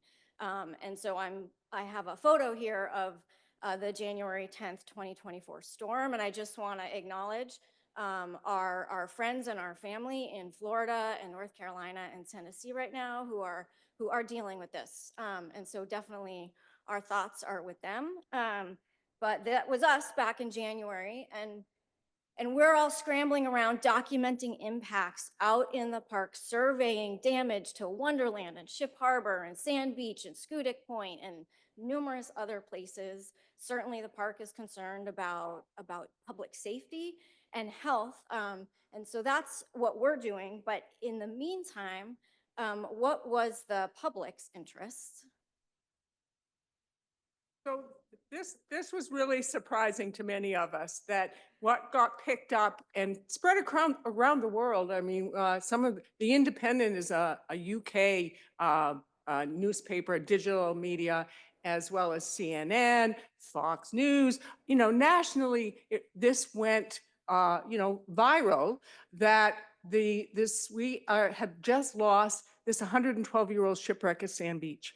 That was kind of the focus of the communication or the interest around the intense damage that we had at Acadia. And to be, clear, it's a lot. We're seeing millions of dollars of damage to the park. But the focus for media interest, as well as for our visitors, was around the loss of, or the connection to this one historic property at Sand Beach. And it's like, to the point where this is a lovely poem that a local person wrote about the Tay, this shipwreck that was exposed, and then the tragic tale of the loss of the Tay. The story here, if you don't know, is that there was this 112-year-old shipwreck. It was exposed, and it's been exposed in storms before, but this time it really got exposed. It got moved and became a sensation. We had more, I think Adam said, we had more visitation at Sand Beach in January of this year than we ever recorded, in terms of that kind of time period in an event. So you go ahead. Oh, you want me to do this? Okay. Yeah. So, we're scientists. So what do? We go out and collect data on the shipwreck, and decided to collaborate with the Shipwreck Tracking Archaeological Management Program of the National Park Service. And so they sent us a kit, and we went out there in January, and we tagged pieces of the shipwreck. And so this is so if they wash up, people can scan them with their phone. It's a citizen science effort, and the scientists can help document where these shipwrecks are going. And they also get information about the materials and the age, and it informs archaeology and historical programs. And so sort of science to the rescue, we're out there monitoring changes on the beach. So we had the capacity. I mean, it was the two of us and Jack, right, out on the beach doing this tagging, to respond and communicate about this. And in part, it's because we were actually a little bit prepared. So you never know when your communications are going to all of a sudden become highly relevant. This is just by sort of pure coincidence. I happen to have written an article about the Tay in 2013, and then I had done some background stories on how Sand Beach works and the seasonal changes that the beach experiences. And for this example, I want you to just think about, can you anticipate a similar convergence of public connection, emotional connection to the park, and resource management or your science? So what knowledge might you take for granted? Oh, the sand on Sand Beach actually moves on and off the beach, and there's a shipwreck there, and it's been exposed in the past. What knowledge might you have that you take for granted that others might be interested in? What background on the park can we share now before an event and crisis, before the reporters come calling? Similar responses are required for these sort of chronic issues that are always around. I'll have to go. So this is Eagle Lake last week. Those are dead red pine trees. If you, the story here quickly is that in 2013, we detected a red pine scale infestation in the park. Probably by the time it had been here for a while, and it was widely infecting red pines in the park. So the questions around how to respond to that situation became emotional and made a deep connection for many people to this. So the fire of 47, probably the most consequential event, until maybe these storms in the park since its history. Many local people looked at all of those dying red pines and said, oh my gosh, all of that fuel is going to create another incident of, the fire of 47. What are you doing about this, Acadia National Park? And what we decided to do was, based on some really good science and understanding around what the decline, the amount of red pine here is small, it's 5%. I mean, that the trees are important. We did a lot of monitoring, and it made the decision that people wanted us to go out and cut all these trees and remove them because that's all that fuel. But taking a pause, understanding what the situation was, what our capacity was, and to manage for hazard trees, yes, but mostly to communicate around maybe that we can uncouple this red pine decline from events like stand replacing fire of 47. And so today, most people are seeing a lot of dead red pines in the park, but we're not seeing that same, oh my gosh, you have to make some really, implement a management decision, like cut all the rest of these dead trees. So a lot of science, and I'm looking at Kate Miller because this is a lot of her research around inventory monitoring, understanding where red pines are, understanding, how we manage for them, and that sometimes making a management decision means you don't necessarily do anything other than monitor, and definitely look for the invasives. So we got bigger things to worry about, right, folks, when it comes to invasives. And We're gonna run through this quick. So, there's other forest health issues, but I think you just use the word uncoupling, right? This correlation that happens in people's minds, and that's like one of the hardest things to undo. Once something sticks like that, a correlation, it's really hard.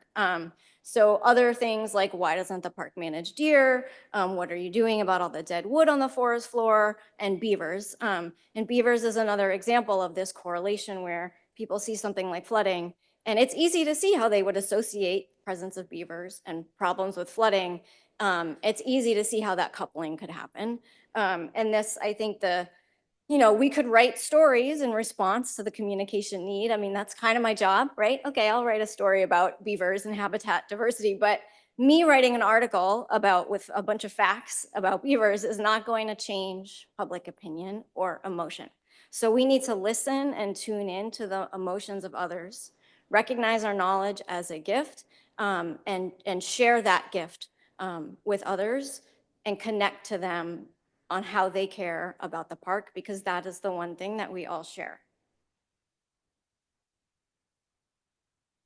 The beavers, collaborating on solutions is another way of communicating. So getting together, which I think we've already heard a lot of that, and just this morning about the idea of collaboration, that is another way of communicating. So coexistence is possible. Here's the beavers within a week building their dam after the beaver deceiver.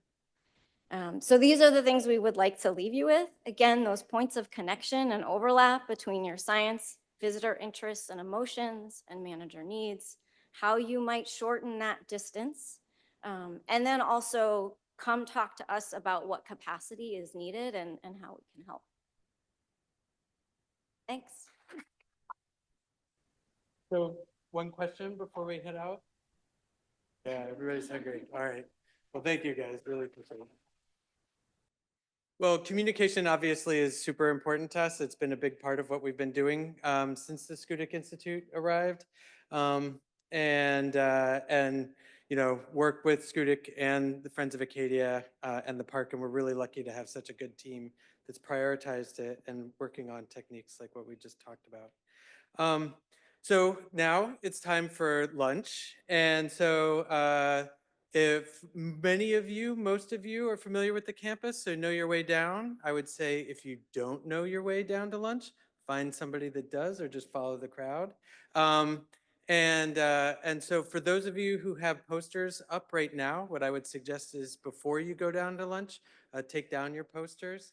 For those of you who have posters in the afternoon session, I would say go down to lunch now, like right in the first wave of people, and then put up your posters when you get back. I'll encourage everybody when they come back to actually make it back. The poster session starts at 1:30.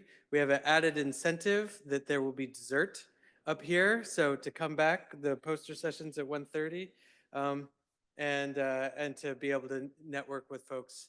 And just as you're going down to lunch, we have a lot of people here. It takes time to work their way through the lunch line, so feel free to kind of stagger. Not everybody has to go down at once.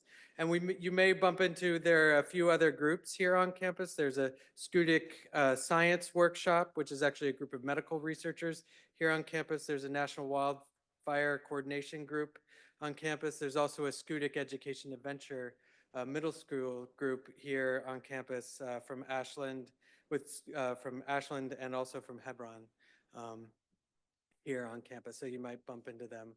Feel free to say hello if you do bump into other folks around. But yeah, that just kind of goes to show the kind of liveliness of the campus. But thank you for a great morning, and go enjoy lunch, and remember to be back here by 1:30. Thanks a bunch, really appreciate it. All right, I don't know if how many of you have been following the little things that pop up here. But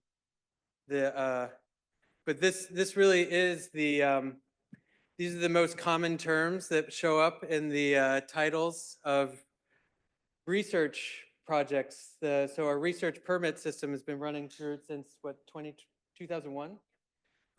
So these are the most common terms that have turned up in titles of research projects over the past 25 years. The bigger the term, the more frequent it is. And then this is just this year's research permit, so you can kind of see the kinds of things that are being covered.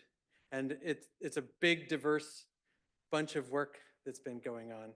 And yes, there are some odd words in here. You might see, like, because it broke up compound words. So anyhow, so some words like Idaho appears like 3 different times, I think.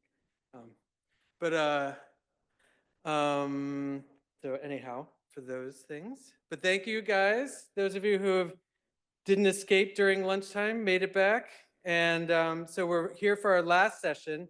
And unfortunately, the Katahdin Woods and Waters crew had to cancel, so they weren't able to make it today. So we're very sad that they're not gonna be here. I guess the benefit is that we'll get out a little bit early.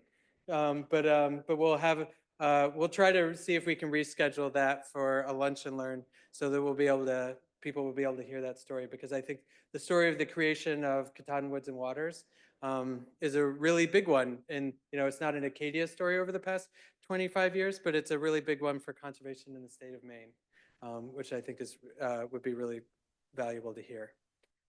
So for the last session here, we're going to have 2 talks, and we're going to start with Kate Petrie, who's our education coordinator for the park.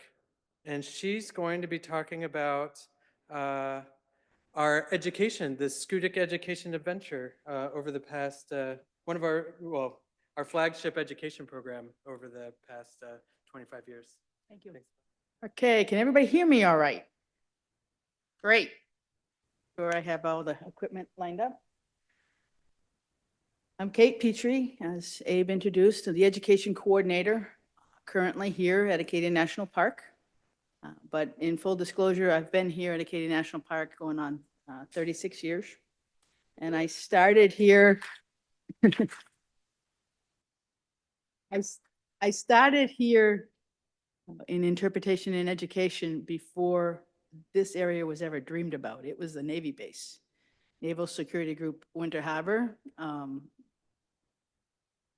Few hundred people living on it. It was a very different feel. I have been giving PowerPoints and lectures for decades, and this was probably the hardest I've ever written. And I couldn't figure out why until just a little while ago. It's because what I'm about to talk about has been the majority of my life here in the Park Service, by default in some ways. I had just built the house on MDI when my boss told me we'd be moving to Scudic. Yay! But it was probably the best assignment ever, and it's turned out really well. So I could take this talk in many ways, but I want to celebrate education here at the peninsula and give you a little bit of context.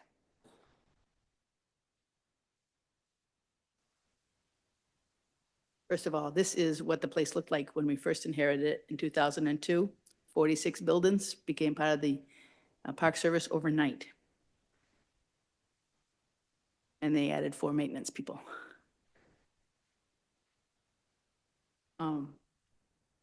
When I first was sent over here, we had been successful at having an outdoor school in the park for 10 years by renting the Appalachian Mountain Club facilities and camping out of them for 5 weeks in the fall. We'd get as many kids through there in the fall as possible. And then we inherited this area and had lots of buildings to convert and pilot our first program with 41 children, 2 schools in 2002. I want to make sure I don't forget anything here. We began piloting programs with just those 2 schools. Today, we average 25 schools a year.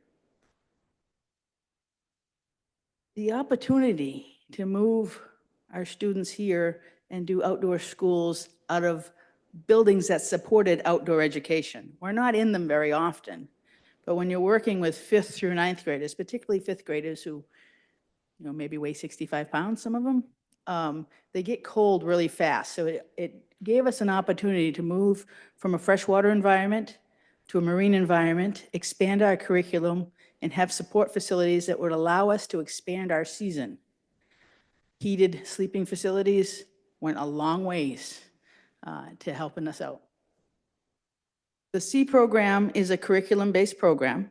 People have heard me say that a million times, but probably what's most important about it is that it's experiential and collaborates across curriculums. It's not just a science camp or an art camp, it's everything. We integrate across the board, getting kids out into the field, learning about habitats, learning about carrying capacity, and every other term you could pull out of your memory that you've read or heard about today. We first started out here with science literacy, and then as we were fortunate to have Abe come on board, we had the opportunity to start expanding citizen science and start first with the salamander survey, where we collaborated with College of the Atlantic, moving into some climate study, phenology, and today expanding into green crab surveys, mapping. Every kid who comes through here makes a digital map of where they've done their studies. In order to learn how to do that, they have to learn UTMs, metric measurement on a map. They have to learn how to use a GPS unit. Most of them have never touched one. Our equipment has improved immensely since 2002 with the big computers left behind by the Navy that had no hard drives. We had to buy those. Thankfully, Friends of Acadia supports us today with iPads, which we can take right out in the field, take pictures of what we're working with, upload it to iNaturalist if we need to, and then map it right on the same piece of equipment. Our green crab surveys have expanded from both spring and fall now. And one of our claims to fame is that our students were the first to document Asian shore crab out here. Not one we're actually happy about, but one we were happy to be a part of. When we first started here, we converted the Navy base, and that is a whole separate slideshow. I promise not to go there. It really brought my team together, trying to figure out where we would use new trails, how we would access the shoreline, what different curriculums we could incorporate into our program from Echo Lake, and then how we could all pull it together in one common theme so that all the students who came here were doing a research project report on the same theme. So we hung our curriculum on communicating with mapping and graphing,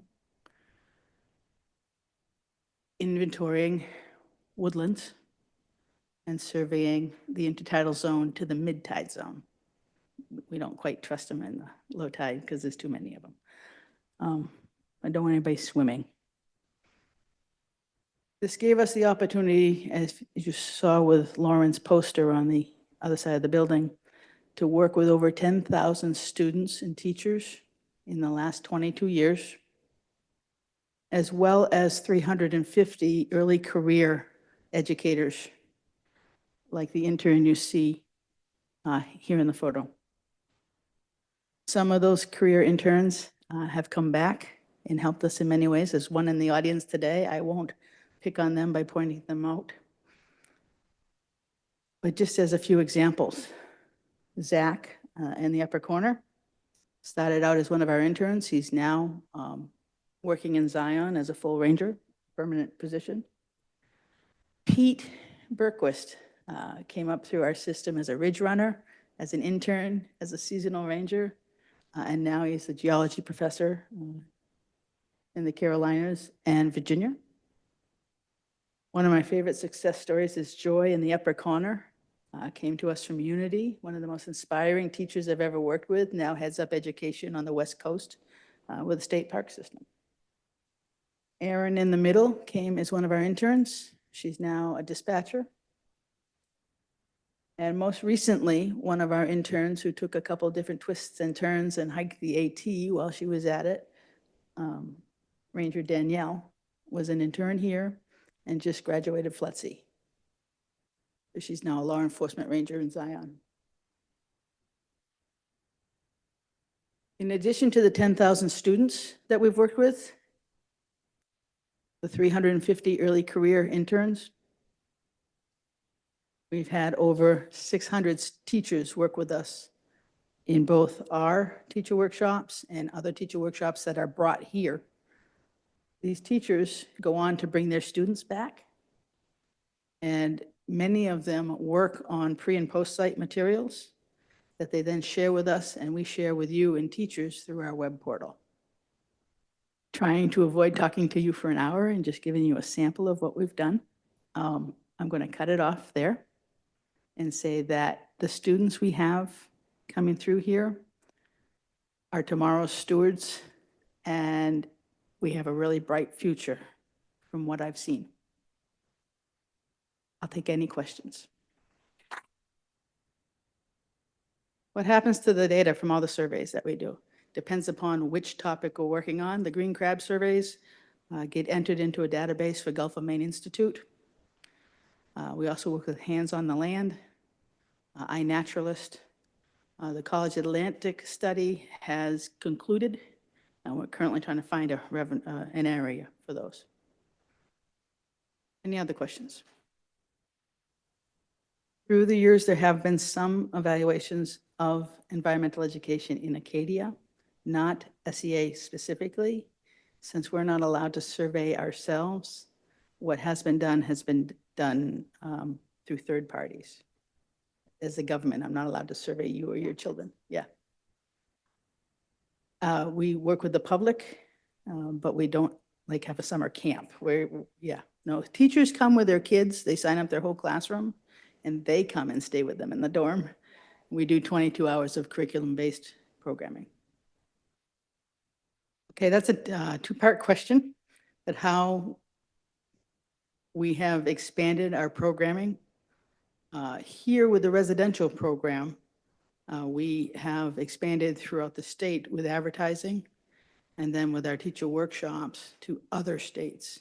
Currently, we have Vermont, Massachusetts, New York, and North Carolina that have come to our residential program, but it's predominantly the state because of what we have for capacity. Within the larger realm of education, this is the outdoor schools, the overnight school. We also offer virtual programming nationwide to about 30,000 kids a year right now. We have field trips that folks come into Mount Desert Island as well as the Scoodic Peninsula for a day visit with kindergarten through 8th grade. We have school outreach that goes within a couple hours of the park. All of those combined add up to about 40,000 kids a year. And we're constantly looking for more avenues. Did that get at your question? Okay, all right, thanks. Good question. Have I had any students go through the program and come back as interns? Yes. In fact, I just got word this morning that one of our local students from Bar Harbor, who was an intern a year and a half ago, is working down in Virginia with youth groups and kind of an outdoor school for mental health, which was really cool to find out. My nickname is Ranger Grammy sometimes because I get so involved. Did you eat today? You know, stuff like that. They learn a lot while they're here. It's almost like, you know, when we bring on a new crew, trying to learn 17 different programs before the kids come. It's like, you know, bonding at boot camp. Everybody has a chance to be vulnerable with each other, mentor each other, learn from each other. It's a very tight-knit group each year. How have I seen students' relationships change with nature over 22 years? It used to be I had to tell kids not to bring jackknives or fishing gear to overnight camp because they were ready to conquer nature and they had a lot more outdoor skills. We do have kids who come who are really adept at being outdoors, but we have an increase in students who haven't had the outdoor experiences that one would hope a kid of 11 or 12 years old would have. A lot of people are uncomfortable with the dark, and our night hike always kind of dances around the edge of that, but we have a greater number of students and interns who are uncomfortable with the dark, including, I mean, I've been there, I get it. Kids who, there's a big increase in kids afraid of ticks and afraid of mosquitoes.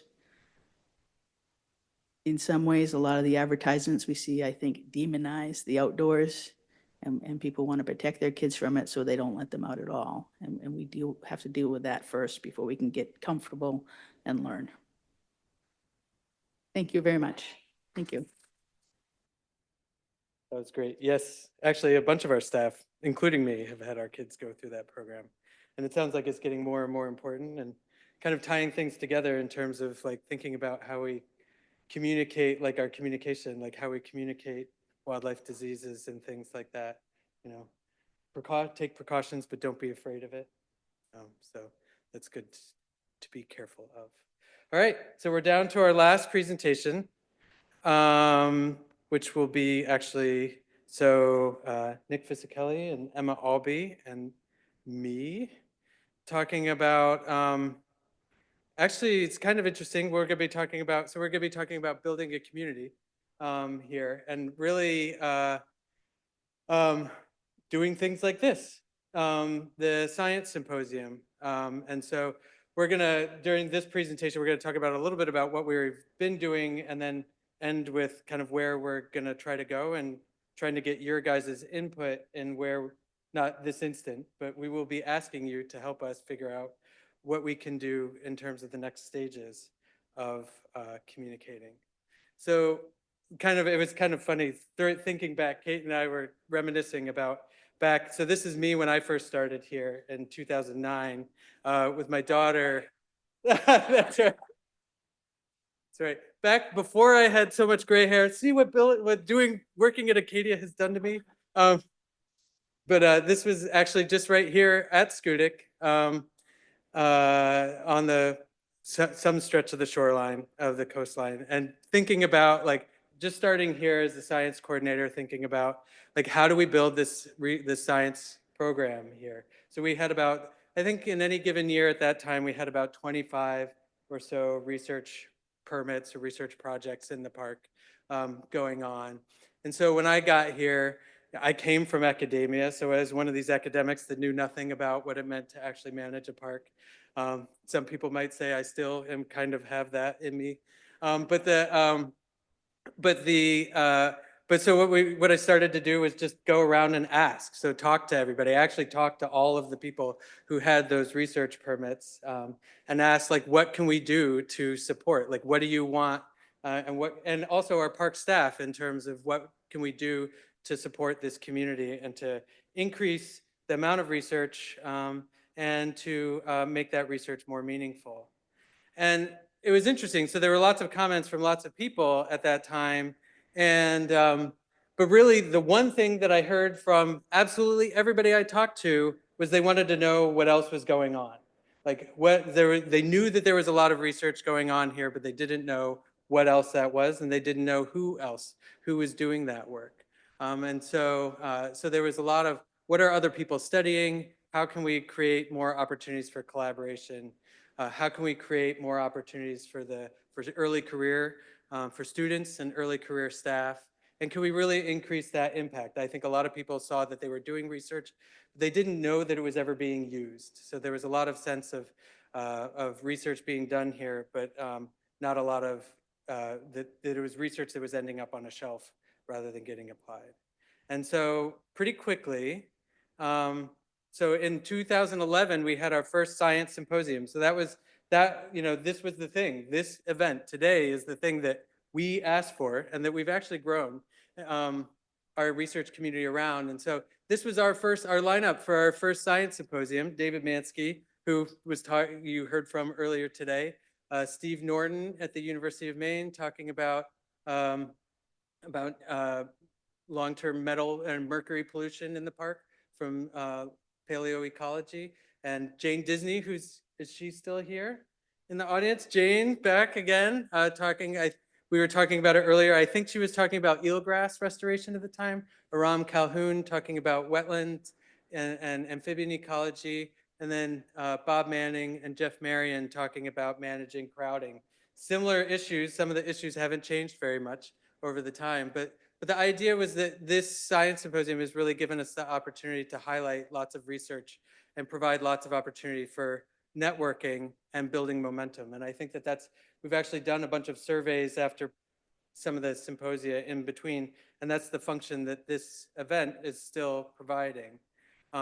We've also kind of created or facilitated some smaller working groups. So early on, this is actually probably 2011 also, we started a small working group that's kind of continued to meet, that's focused on the intertidal. You can see Kate there, Jesse Mullen, who's at the Maine Maritime Academy, and some former park staff, working on rockweed. And I think we were talking about rockweed phenology and how we can increase the research going on in the intertidal. And the idea is that that group has actually kept working. And what that's allowed us to do is continue to build relationships. So on the right there, you can see Becky Colwell with Fred Johnson, who's a marine worm harvester. And so on the left there, you saw some of our staff going out with some of the clam and marine worm harvesting community to build those relationships, to understand kind of how we each see the resources that we're managing, and can share our expertise. This is working on research with students from Sumner High School to look at kind of places and techniques we might use for restoring clam flats in the intertidal, along with the Gouldsboro shellfish manager. And so again, building these relationships, understanding, our different kinds of perspectives on these things, and then setting shared goals. And just this past year, we had a postdoc who worked with us to come up and work with the entire community to identify an index, kind of a series of criteria that we could use to identify a healthy intertidal. And this was a goal that was set in some of those early workshops we set with the intertidal. So those are two of these kinds of gatherings, whether they're big days like today or these focus days like with subject areas like the intertidal communities, are one of the ways that we're trying to support and build this community.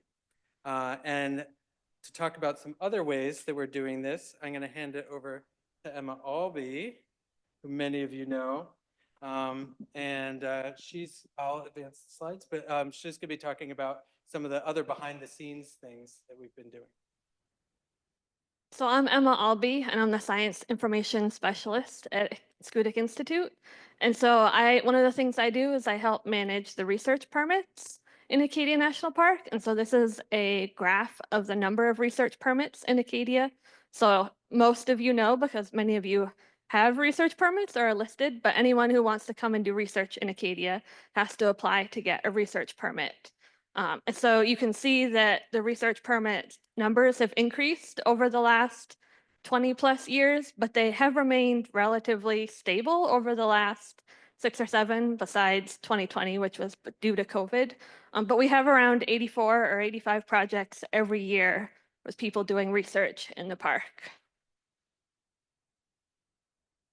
And so I want to talk a little bit about, Abe talked about the past, what we've been working on, and I'm going to talk about what we're currently doing to help build the community and connect community members. And so one of those things are lunch and learns. So these are programs that we do. They're hybrid, so they're virtual, and then they're in person at park headquarters on MDI. But these are for park staff as well as researchers to connect so that they can share what they're working on. So usually we have a speaker that's working on some project and they come in and give a presentation. But sometimes the best part of it is the discussion in the Q&A session afterwards. Some of these projects, people come in and they're just starting to develop their project, so they're able to see what park managers are looking for, and they can help use that when they're developing their project. Other times, it's at their end of their project, so they're presenting their data, and that's one way that they're able to share their project with park staff. And so the top is a screenshot of a lunch and learn by 3 scientists in parks interns working in the intertidal in projects. And so you can see Fred Johnson on the left, and so he was actually able to attend. So it was really nice to have scientists and parks interns that had done the work, park managers who have been involved in many of these projects, and then also a community member who is super involved, and to have the discussion between all of those. And so these aren't open to the public. Many of you have attended them because you do get the emails, but they're recorded and posted to Schoodic Institute's YouTube page. So they are available, and we also are working on transcribing them, so they are also more accessible. Another way that we connect community members is, of course, the website. So Schoodic Institute website and Acadia's website. And so these are just a couple of screenshots. So we have things like web articles. Some of you have contributed some of these, so that's really nice to have these articles on either or both websites. And then we also do year in reviews, which list all of the research permits that have been approved for the past year. They usually have a couple paragraphs about the research, as well as a list of journal articles that were published about Acadia. We also archive data. So again, many of you have used IRMA probably to look up projects and look up data that have happened in the park. And so this is a way that we are able to get the data and the reports and put them in a publicly accessible place so that researchers and anyone who's interested is able to find this information. And then a couple other ways we connect community members. I don't think I have to explain the Science Symposium. I'm hoping you all are enjoying it and getting some good community connections out of it. And then we also have a research communications team, which Catherine and Rebecca mentioned earlier in their talk. And that's a way for park staff, Schoodic Institute staff, communicators, and educators to connect monthly and kind of prioritize what research projects are, high interest, and like Kate's on those calls, so she's able to say what educators might be really interested in, and then we can connect the researchers to the educators, or with communicators, what stories are of interest and things like that. So that's currently how we are building the community. And then, so one last thing, we're adding new community members. So we have, the past was the Acadia Science Fellowship, and then currently we have the Acadia Science Fellowship, and it used to be the Second Century Stewardship Fellowship. And this is a project in partnership with the Park Service and Schoodic Institute to bring on 1, 2, or 3 fellows every year. And this is a really nice way to get some new faces in the park doing research. Many of them have connections to the park. Several of you here today are some of these fellows, but it's always nice to get some new faces in doing new research and having new projects. I think it's time to switch over to Nick. It's important to have very obvious transition slides. And so this is my obvious transition slide. Emma is far too wise to want to talk with this slide in the background. But as you've heard a lot today, we've been thinking about the last 25 years, and it's really the inception of the idea of this research learning center 25 years ago. Some of us were partying like it was 1999 then. And a lot has changed in those 25 years. And you've heard about some of those changes today.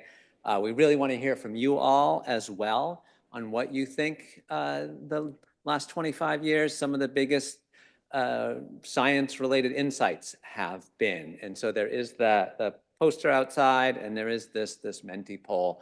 And I know several of you have already responded, but we would really love to get some more insights from you all on what you see as some of those really important science insights of the last 25 years.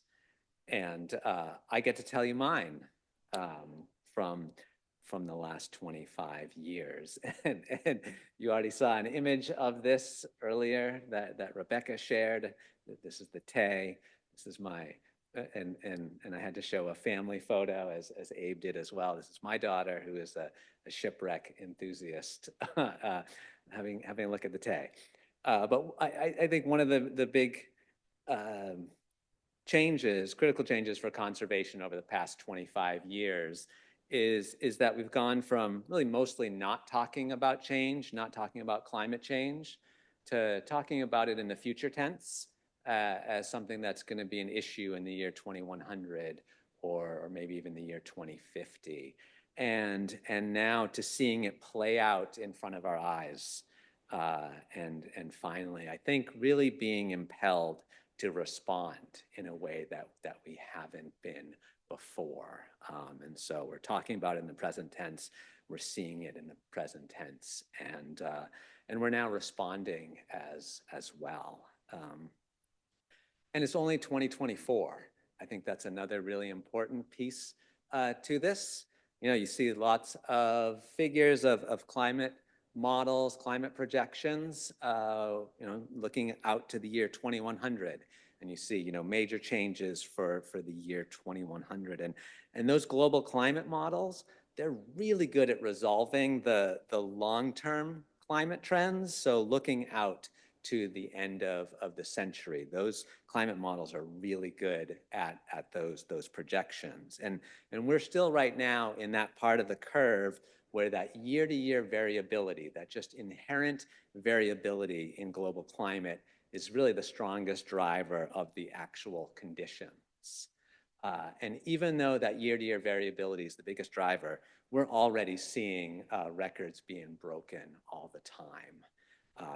And again, it's only 2024. In the last 5 years, we've had the driest growing season here in Maine. We've had the warmest sea surface temperatures, the warmest water year, so October to September, the wettest summer. We've had the highest sea levels, all those things in just the last 5 years. So lots of change happening. Of course, the Tay is another fine example, nestled snug in its sand beach bed for about 112 years. And now it is on its new journey. And I think it's also important to recognize with this too that, you know, change isn't a graceful transition. I'm always reminded of that when I think about my own going through puberty, right? That's not a graceful transition. And so much change is not. It's often abrupt, and it's often really quite disquieting as well. And it's something that, you know, we all are going to have to really respond to. And there's great uncertainty in when and where and how change will manifest. And I think that's why Acadia really needs a strong community of science and stewardship. of scientists and managers and community members who are working together to help nature and to help people thrive within and beyond the boundaries of this park. And so why it's so important for us to just to sustain and grow this community. And so with that, there's the second Menti question is about that next 25 years. And we want to hear from you all again on what are the biggest challenges that science can help address here in Acadia. And you all are part of this work for the next 25 plus years to understand this truly dynamic sea and landscape and to work together to figure out how to protect and preserve change. It may sound like an oxymoron to protect and preserve change, but nature, that's really what nature is. Nature is all about change. It's synonymous with change. And if we try to treat this place like a static postcard, conservation will not be successful. And so it's not about what conservation used to be, but rather what it needs to become here. And together, this community gets to drive this paradigm shift for parks people and the planet. And so please do fill out that Menti poll. And there's also a survey that as well that we'll be sending out after the symposium. And so with that, I do want to thank you all so much for being part of today, being part of this community over the last 25 years and all the roles that you will be playing over the next 25 years. And we'll start with dates for next year's Acadia Science Symposium. So with that, thank you all. We can take questions. I'm guessing this is not a question kind of talk, but if anybody does have questions after that talk, we can take any. Otherwise, we'll wrap up. Oh, do have a question. I think that's a good question. I think 85 is probably 85 seems to be getting us a lot of information. It seems to be the capacity that our staff probably can handle, but it's actually kind of an interesting thing. We're not sure. It's not actually obvious why that is. And so I think, so what we're going to be doing is Nick mentioned there's going to be a survey that we're going to be sending out in the week after next. And the idea, part of that survey is like, what are the kinds of things we can do to support the community? And actually, after thinking about that question, we might tweak it. But I think one of the questions that we can be thinking about is are there things we should do to try to grow the community in terms of how many people are a part of it and doing research here? Or do we focus more on trying to strengthen the links within the community? And so what direction do we want to go for that? And so those are some of the kinds of things we can get at in that survey. And we've been doing this for 25 years, and so we've been kind of having one way. And I think it's been a while since we've asked you guys like what you want and where we ought to be going in terms of supporting you, which also gets at the question of what the future challenges are, which can guide some of the things we do as well, kind of where you guys see the challenges going forward. But that's actually a great question. I think it's a good question for us to talk about it on the park staff, but I think it's a good question to get input from you guys too. Do you have anything to add to that, Rebecca? The research? Housing, is that what you're bringing up?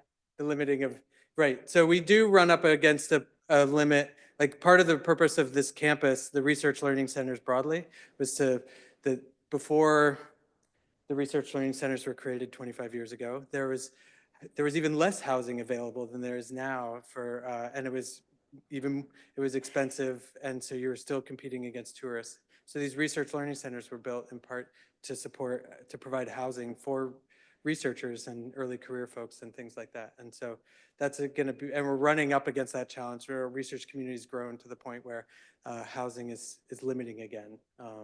And so, so that is a challenge. So there are other challenges to grow besides just our staff capacity. Any other questions? Yeah, John? So we have Google Alerts for like Google Scholar Alerts, kind of scouring for your guys' publications. And so we actually, I think, did you have one of your, did you have a poster of the publications? So we had a so that's how we compiled the list of the publications. Um, and out there we were asking if we were missing, and sometimes actually we do find that we do miss some things, but so at least if it makes it into Google Scholar, we can capture it, most of it. But other things, there may be cases where we don't. And these days, even dissertations and master's theses generally end up being indexed. Universities are pretty good at making those findable. So we do find most of it, or at least a lot of them. So we're pretty happy with where we're at, but we can think about if there are ways for us to capture more. Also, for research permits, so people have to submit annual reports with every research permit.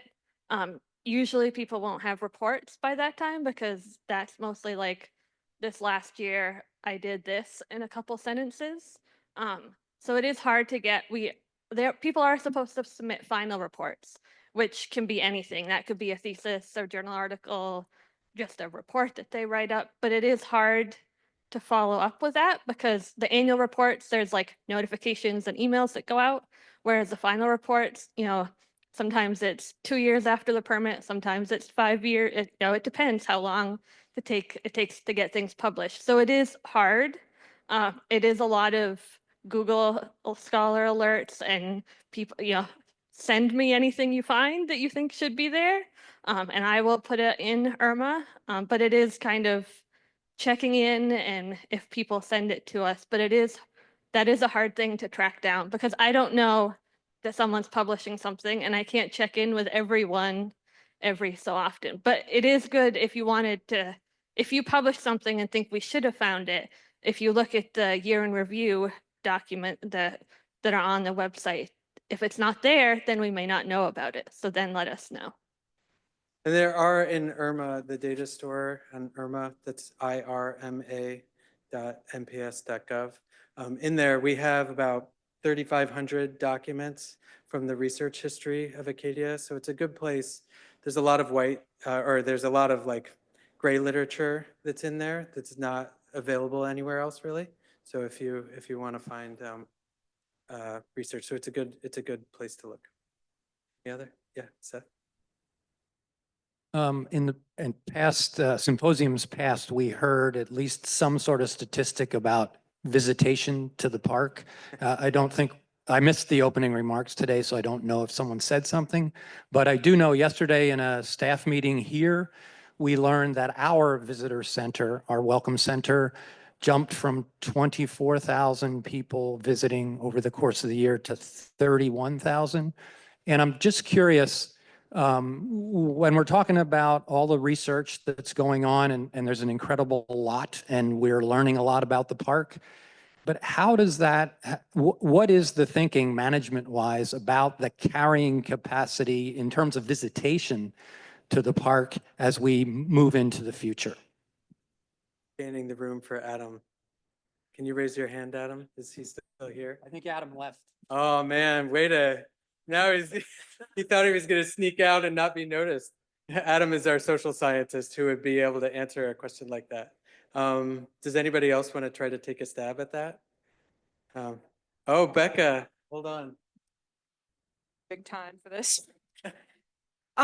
So a question about visitation and carrying capacity.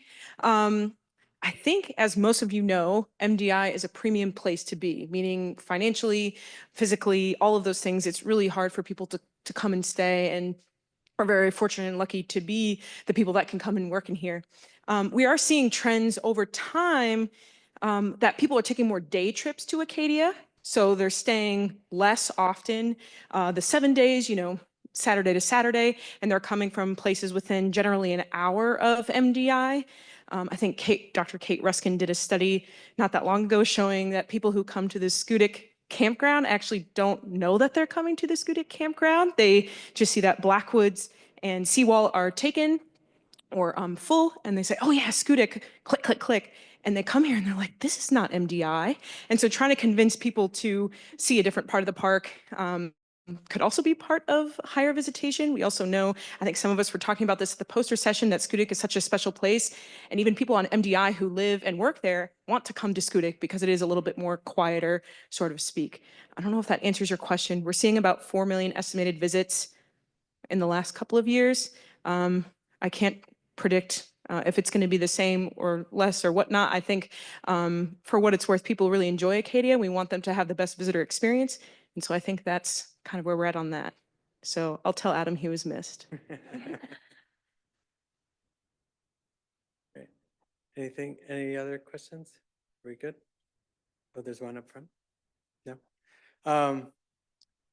Great. So just as a wrap up, or did you want to say anything? You're good. Great, thanks. All right, so we'll go ahead and wrap up. And just as a reminder, so we will, let me grab my note. Hopefully, as you guys can see, so today's, obviously, we were kind of themed around the past 25 years. And so you saw some of the greatest hits of what we think is some of the most impactful research that's been going on, or communication kinds of things over the past 25 years. You could probably see that we're very proud of what we as a community have done over that time, and growing as a community. And so thank you for that. We really appreciate it. And that, as Ray and Kevin and Nick said at the outset, that we really appreciate, without all of the work that everybody is doing, we wouldn't be able, we're doing a much better job of protecting Acadia and protecting it into this kind of uncertain future because of the work that you are helping us do and that we're doing together.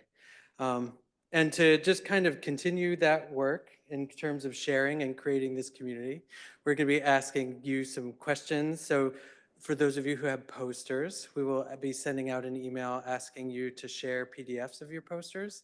After these, like one of those records in IRMA is we have a proceedings of most of the science symposia, so you can see kind of the results that have been presented. So, and in many cases, the images of those posters. And we'll also share a link to the recording next week when it's posted up online on the Scudic Institute website. And then the week after that, I think we're going to be sending out a survey. The survey will be going out not just to you guys, but it'll be going out to the kind of broader research community because a lot of people couldn't be here. But again, that'll be to help us understand, like, what does our research community want in terms of to help build this community? What are the kinds of things? Are we just more of the same or something different going forward? And that'll be an opportunity for you to provide that input going forward. And for those of you who have posters, don't forget to take them down. I think that that's maybe it. Drive very safe. And thank you very much again for coming. Really appreciate it.